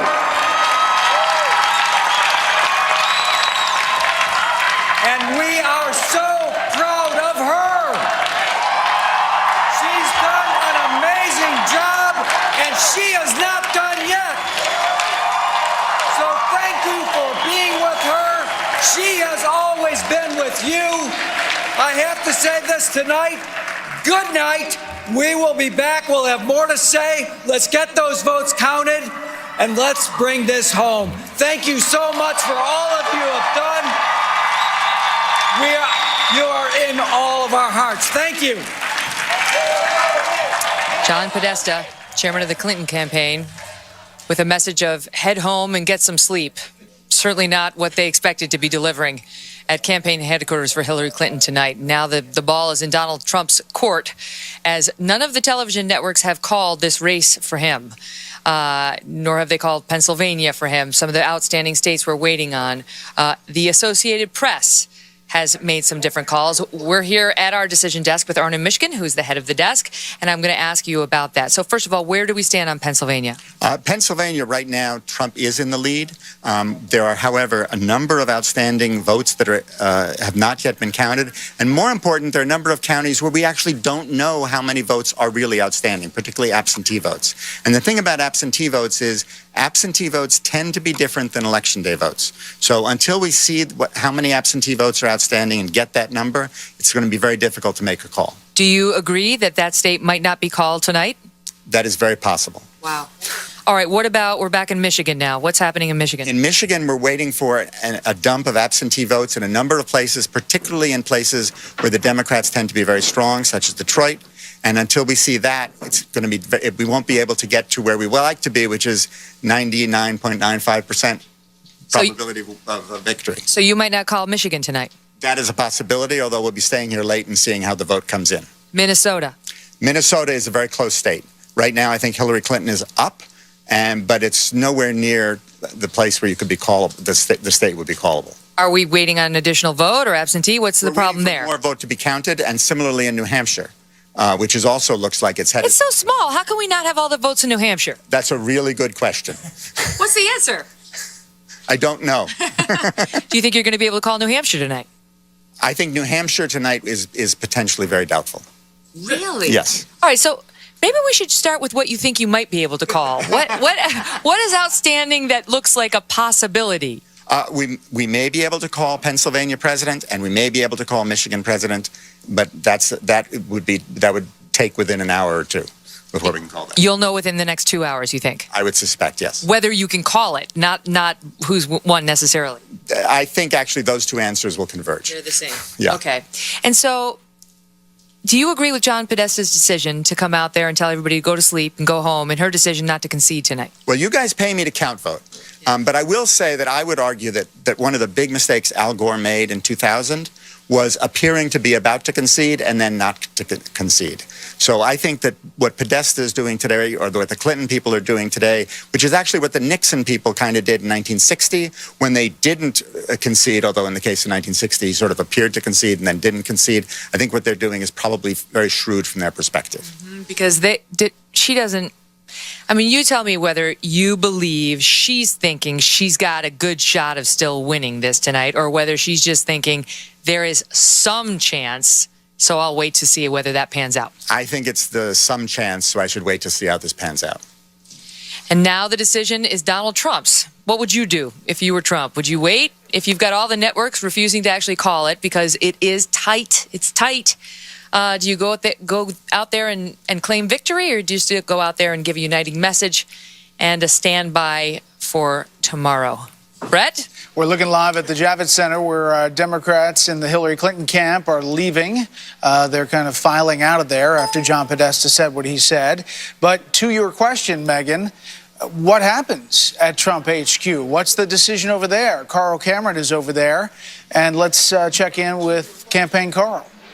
What happened? They're still sort of trying to assess what was meant by Podesta, and then we'll have more to say tomorrow. Obviously, the Trump campaign sees victory, and they're waiting for Fox to call Pennsylvania and some of our competitors to call some of the states that we've called that they have not. At this point, there are a variety of combinations. If all of the networks had done things simultaneously, where he would already be over the top. At this point, the Trump campaign is impatient. The Trump supporters are impatient. We've had chants of na na na na na na na, hey hey hey, goodbye. We've had chants of call it, call it, call it. They want this over with. They came in here apprehensive, saying that it was a very difficult time for them. They were cautiously, hopefully, thinking that they could be optimistic. And now there's a little bit of righteous indignation growing here. They're screaming again, call it, call it, call it. The Trump camp recognizes that they are about to take over. But when the numbers don't come out, and when Arnon Mishkin is saying we are going to be right, not first, they're just going to have to be patient. That's exactly right, Carl, and I know how tough that is, again, when they're broadcasting our channel there in the hall. Nice job. Karl Rove, what do? You're campaign manager. What do you tell your candidate? Get a few hours sleep, polish the speech, and be prepared to speak to the country. We're all junkies. We're here in the studio, and we got a lot of people watching it. But America, a lot of it has now gone asleep. And better to do it in the next morning. You may remember this happened in 2004. President George W. Bush reelected, but it was a late night in large part because the exit polls had poisoned the media coverage so badly and nobody thought he was really going to win. And he decided, at 2 o'clock in the morning, I remember we were in the state dining room, which is the campaign headquarters that night, war room that night. And there was a discussion, should he go out then and declare? And he wisely made a decision, I'm going to wait until tomorrow morning, and showed up at the Reagan Center the next day, and the country was awake and paying attention. But do you send your own person out, your own Podesta? I'd send somebody out. Kellyanne Conway? I'd send somebody out. I'd send somebody, We had Don Evans. Yeah, Don Evans. We had the campaign chairman job. So, Send Ivanka. Jeff Sessions is there, or Rudy Giuliani is there. Send him out and say the candidate is optimistic and upbeat, and we're going to wait until the rest of the votes come in. But we're so confident, and we're looking forward to seeing you here tomorrow morning. Which is what shows confidence. You don't show if Trump shows up tonight and comes out and says, "I claim it for myself." This does not look confident. He's got everything is stacking up in his favor. He could hardly ask for a better map at this moment. And nothing he says tonight's going to change the outcome. Exactly. So there's no point in doing it. And as to the question of calling races, I was sitting basically in a different studio where you are tonight, Brett, 16 years ago when we called Florida for Bush, and then we had to take the call back. Mm-hmm. And it was sometime about 2 o'clock in the morning when we finally recalled it, thinking that was final. And 37 days later, it became final. And that's when Bill Daley came out in Nashville and did the same exact speech that John Podesta said. So I think everybody's behaving reasonably, although it's 2 o'clock in the morning and it may not feel that way. And I can certainly understand the Trump people are on the cusp of this thing that a lot of people never thought where they'd never get to. And they thought it was going to happen tonight. And I certainly understand their impatience. But I think people are doing it. Here's my advice. It'll be sweeter tomorrow morning. I can tell you from personal experience, heck of a lot better to enjoy it at 10 o'clock in the morning than do it in the middle of the night. Carl, can you tell us behind the scenes when that advice was given to George W. Bush in 2004? Let's wait. Actually, it was his advice. People said, "What do you want to do? Should we go out? Should we go out?" And he said, "Just wait." Or wait. We're going to do it in the morning. And did Kerry concede before he went out? Yes, in the morning. In the morning, I believe. But and that's another thing. You don't want to claim victory before the other person concedes. And Hugh made the right point. You look strong. You look strong when you do that, and the country feels more confident. Plus, and guess what? The speech also gets better. But I also think that the winner would want the person conceding to go first. Yeah. Right. I think that would be the gracious thing to do. If I were the Trump team, I would wait, let her figure this out, polish her speech, the second one that she wrote, and then let her deliver that, and then wait a couple of beats, and then come out and have your moment. Well, I'm going to say that even from my position, I would think I fully understand Trump supporters at this moment who just say, this is inevitable. This looks like it's a sure deal. Why can't people just call it for what it is? But I'm taken by what John Podesta said when he said, look, we're still counting votes. Every vote counts. And it triggered in my mind the thought that the Clinton campaign may be involved in legal action. They may be challenging some of these outcomes, some of the vote counts in some of these states that we have already called. Yeah, they may be taking this to another level. If you don't think that's happening, I mean, it's happening. That's what I think. But we haven't heard that. That hasn't been reported. No. I mean, they're prepared to have it happen if it gets to the... They're prepared. But I would doubt that given, I mean... They're not deploying lawyers. No. But if it gets to a margin... Wins Minnesota, or if he wins Michigan and he wins Pennsylvania, I mean, there's only so far her argument could go that it's tight enough. We need... You can't fight for Minnesota. There's a hypersensitivity. Each side since 2000 now deploys armies of lawyers. If there was anything going on right now, it'd be moving across the wires. If they were looking to lock up boxes and serve injunctions and begin the whole process of well, protest, earlier tonight we were talking about legal action, federal judges in North Carolina, right? Taking action in Colorado as well. So there has been action. It's just that when I heard Podesta speak a few moments ago, what it said to me was, the Clinton campaign believes that their supporters are so aggrieved that they are now willing to fight and take steps that they had not previously taken. May I make a motion for the House that we designate Juan to be the person who monitors this through the rest of the year? You can text us if you find anything that's serious. I lost $100 tonight, and now this. The decision desk may be ready to make a call. It's for breakfast burritos. We're going to be here. We're in favor of that. And we also love this Bikers for Trump sign, because we're taking a super close-up of it. Listen, we've got a good guest here that I want to get to because he can answer a lot of our questions, and that is Jonathan Turley. You heard me mention him earlier. He's a constitutional law professor, and he joins us now.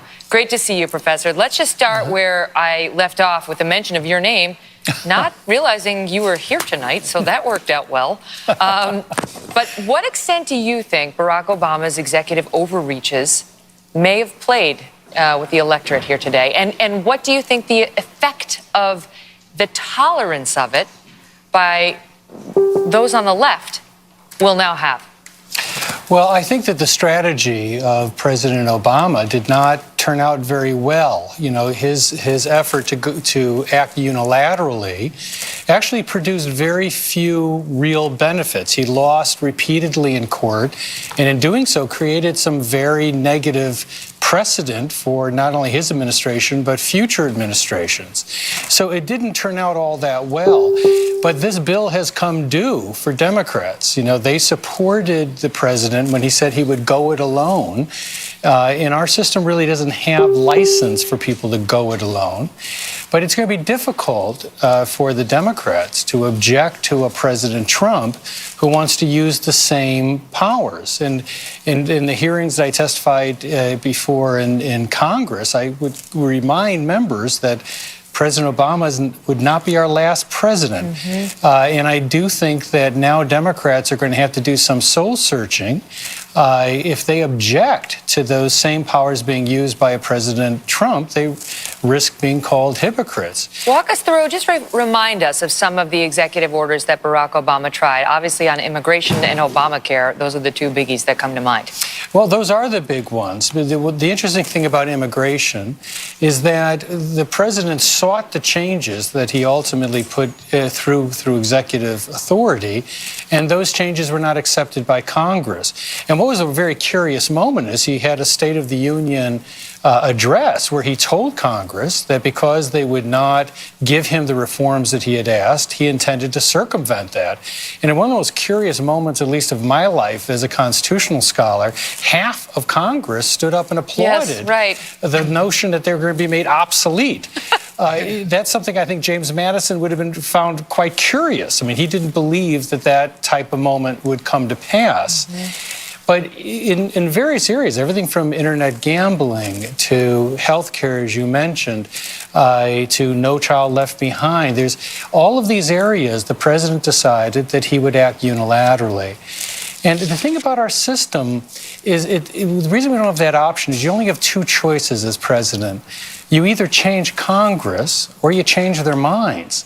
Now, if you can't do either, not much gets done in a country that's divided. So I think that he did hurt his legacy, and I think that he alienated many people who felt that his acting unilaterally deprived them of some of their representational authority through Congress. Hey, Jonathan, it's Bret Baier. Just wondering your thoughts on the decision by Mitch McConnell to hold up moving forward with Merrick Garland and any hearings for the Supreme Court. Politically, it seemed a risky move at the beginning. Now, after Governor Mike Pence on the trail talked a lot about the Supreme Court choices to come, and we see the numbers on evangelicals coming out, potentially because of SCOTUS picks down the road. Your thoughts on how that all played out? Well, I expect that Judge Garland was watching tonight's developments with particular interest. You know, it's not a good thing in Washington when everyone says nice things about you. And I think that's been the situation with Judge Garland. He is a very well-respected jurist. He is not likely to be renominated, obviously, by President Trump if that comes about. He might not even be renominated by a President Clinton. So the question now as we go forward, you have one vacancy, but there's also 3 justices who are in their advanced years, and they might retire or leave the court. That means that the next president, and it could be a President Trump, could really influence the court literally for decades. I mean, if you're talking about 3 or 4 of a 9-member court, that's going to have the most pronounced effect, perhaps in the history of this country, on the outcome of various doctrines and rules. Remember, we have a lot of major cases that are really balanced by one vote. It's a 5-4 split. So to replace that number of justices could rewrite the law in this country. Clearly, some cases this session were 4-4 that would have went the other way if Antonin Scalia was still alive. That's right. And in some cases, it sort of broke even. You know, in some cases, the left won, in some cases, the right won. But this level of change in the membership of the court is almost unprecedented in this country. I say almost because many people don't realize that our court has been of different sizes. We actually have had 10 justices. We've had as few as 6 justices. The number of justices is not set out in the Constitution. It's a matter for Congress to ultimately decide. But I don't think any president in modern history could have the type of impact that a President Trump or President Clinton could have. It's really true, given the number of potential vacancies we're likely looking at. Professor Jonathan Turley, great to see you. Thank you. We are getting word now that that Donald Trump has arrived at his campaign headquarters just up the road here at the Hilton on 6th Avenue in Manhattan. What will he do? Will he speak? Will he come out? Sean Spicer stand by till tomorrow? Trump about to take the stage at the Hilton in New York. Let's go to Carl Cameron and see what he knows. Will he come out? Sean Spicer stand by till tomorrow? Trump about to take we can hear ourselves, but there's no Carl. That Carl's hit was a little underwhelming. Yeah. All right, let's take a... is he coming on the stage now? Do we know? Okay, so we just want to say hi to everybody, and that there's Carl Cameron. All right, there we go. there. Carl, can you hear me? Okay, so we just want to say hi to everybody, and that All right, we're having some technical difficulties here. Don't worry. We're not going to let you miss Trump or whoever it is that's going to come out on this stage and speak to Trump supporters. But we're trying to get the lay of the land to find out whether we actually do expect him to do it. Now, as you know, Mr. Trump is not shy about going in front of the cameras. And he certainly was one of the most successful reality TV shows in modern American history. So perhaps he will seize the moment to come out and do things his own way, which has been his way, right? He doesn't care how people did it before. Why else would he have gone over there from Trump Tower, understanding the situation here? And Trump Tower is not that far away from the Hilton. So we are going to stick around. Let's go, Dana, your thoughts about what he may be doing here. Well, I was just thinking that over the last 18 months, every time I give what I think is really sound advice, it's like, yeah, you are so 2008 and no longer needed. Yeah, so maybe then it's just different and refreshing. Maybe he comes out and he says, imagine for a second if the shoe were on the other foot and I was the one that was not conceding at this point, what the media would be doing, and then just go on down that road like he's been. I mean, that is an option to him. Maybe he'll do something like that tonight. Plus, I think also he has genuine affection and appreciation for the people who are gathered there. Yeah. They believed in him from the beginning. They want to celebrate tonight. I remember what it was like at the Ronald Reagan building in 2004. 2 o'clock in the morning, we thought we were going to have our moment, and then all of a sudden, we're like, we got to go home? And we got to come back here at 10 o'clock in the morning? He doesn't want to have to disappoint people. He could go out. I mean, this could be kind of a middle position where he does go out and say it's been an exciting night and I want to thank all of you. But obviously we have to wait for the final count tomorrow. He'll probably do something in that middle like that. Let's see whether Carl Cameron has gotten any information. We are apparently able to communicate with him now. Carl, do you know anything? Hi, Megan. Yes, we know that he is now in the Hilton Hotel here. We know that he does want to come out and talk. We don't know exactly what he's going to say, but obviously he's got lots of good things to say. Mr. Trump has called his candidacy and his campaign a movement for the better part of the last year and a half. It's been met with a tremendous amount of skepticism and cynicism, even from Republicans in his own party. Today, a big part of that was patched up when Paul Ryan called Mr. Trump and Mike Pence, the running mate and governor of Indiana, and congratulated them for, at that time, what appeared to be a likely win. Now it's a virtual certainty. The question is when the networks all get their numbers synced. Others have called other races that Fox has not, and everybody is under the 270 threshold. The Trump campaign recognizes that the Podesta message that they're not going to concede tonight and they'll have more to say tomorrow is a bit of a taunt. It was the Clinton campaign that was suggesting that it would be Donald Trump who would be refusing to concede, refusing to accept the legitimacy of the election, mobilizing the cadre of lawyers and the airlift of attorneys to various different rural parts of half a dozen swing states to litigate the possible results. Now the question is whether or not that's what the Clinton campaign is doing. So I think we can expect Mr. Trump to make an overture to the defeated, to say that he's prepared to be the president of the United States for all folks, that Democrats, even those who adamantly opposed his candidacy, notwithstanding all of the name-calling that came from the left against him, that he will govern as an outsider, that he will approach things differently, he will not proceed along the normal candidate's path, that he'll listen to what the American people want, and he'll act accordingly. It is a potential moment for him tonight to offer an olive branch, to reach out to Democrats who are tonight despondent. There is very little way one can overemphasize how shocked half of the electorate is. This is going to come down into a popular vote possible win for Clinton and an electoral college win for Donald Trump. That's the kind of thing that can really aggravate the defeated opposition. So it's time for him to start being really presidential because he's on the precipice of pulling off the victory. And what a victory it will be. Carl, good to see you.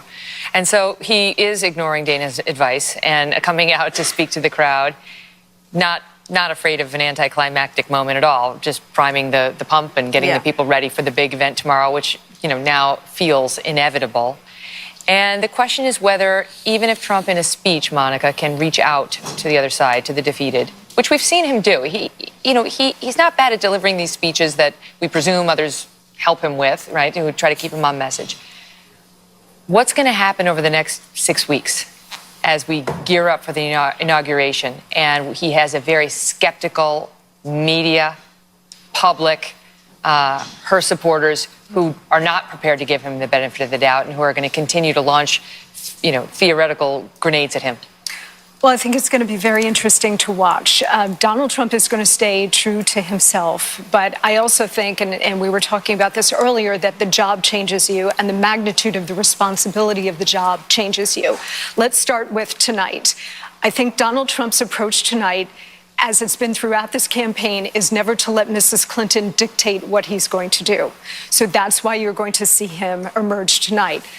I also think that he's going to express gratitude.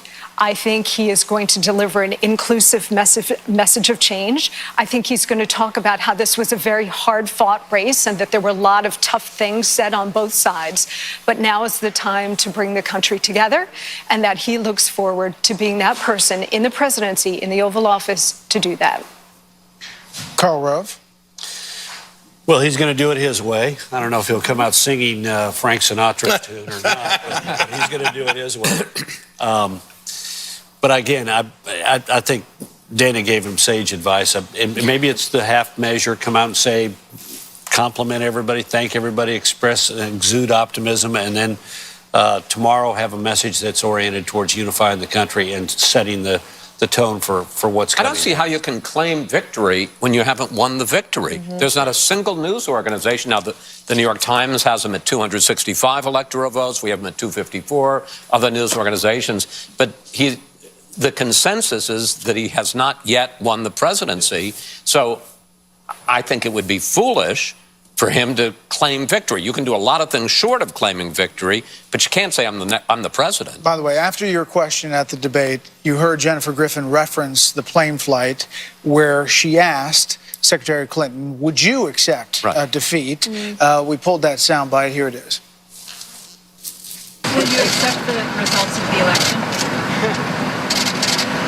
It was horrifying what he said on the debate stage. We are a country based on laws, and we've had hot, contested elections going back to the very beginning.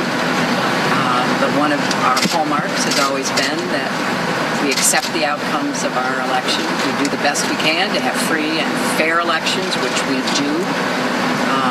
And somebody wins and somebody loses. So she answered the question, somebody wins, somebody loses. They're waiting to see an official win, is basically what the campaign is saying. No, and she said that we accept the result of the election. So, and she hasn't not accepted the result of the election. She said, we're going to wait till tomorrow. But the odds, realistically. No, I understand, but it isn't. No, I'm not talking about whether she should concede, but I'm talking about just reality, because what people want right now at 2:30 in the morning is results. They want to know who won. What people want. But seriously, put it in perspective, Star. Well, see, yes, they back me up. They want it. The chances right now, truly, the chances of Hillary Clinton managing to pull off a victory here are what, 2%? Oh, who knows? I wouldn't even try. You're down to such a tight little crack that you'd have to run this thing through. It'd be impossible to say. But can I put it another way? No. But it's not that impossible, because you could do it. It's virtually impossible for her to win at this point. Is that wrong? No, it's not virtually impossible for her to win, but the odds, the preponderance, overwhelmingly against that. But if you're Hillary Clinton, you're going to leave the door open. You'd leave the door open too. But I'm done talking about that. Whether she I get it. She wants to wait for the actual results. Got it. Check. Roger. Right. But the question is whether she actually still has a chance. Yeah, and she still realistically, has a chance. the answer is what? Yeah, she still has a chance. What if it was 2%? What if it was 5%? I feel like this is Dumb and Dumber. So you mean there's a chance?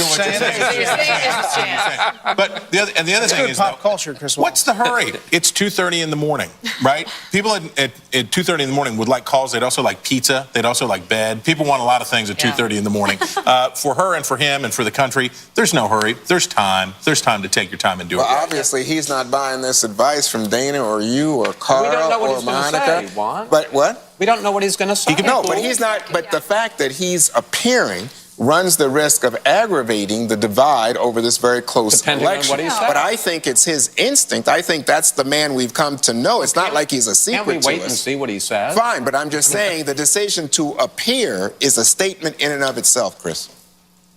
I think had Boy, he you keep decided. prejudging the guy. Oh, I think if he had decided not to go over, that would have been fine. But the fact that he's going over and we can wait and see what he says, Yeah. also fine. fine. It's going to be a long By 4 the way- years for Juan, I think. Yeah, it might be. By the way, officially, we have called Missouri for Roy Blunt, the Republican.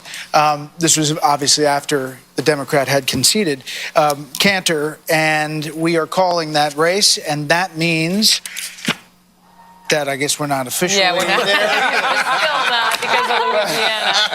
It's 2:30 in the morning, all right? It's anticlimactic. But I will say this, he might have had, the Democrat in this race, Cantor, might have had the best campaign ad of the entire season. Right. You know, he was putting together an AR-15 rifle blindfolded. Yep. A Democrat putting it together, and he showed that he was, pro-gun in Missouri, criticized the establishment, Roy Blunt. He was actually closer to Trump than Roy Blunt was, as far as what he talked about. Because he was the outsider. Because he was like the outsider. Right, because Roy Blunt has been in the Senate, well, in Washington for a long time. His wife is a lobbyist in Washington. His children work in the industry. And so Cantor was able to try to define Blunt as one of those insiders that you would want to drain the swamp from. And Democrats felt really good. He was a 35-year-old Afghan war veteran. Yeah, They great thought guy. he had a really, really good In chance. fact, that was Secretary of considered a State. safe seat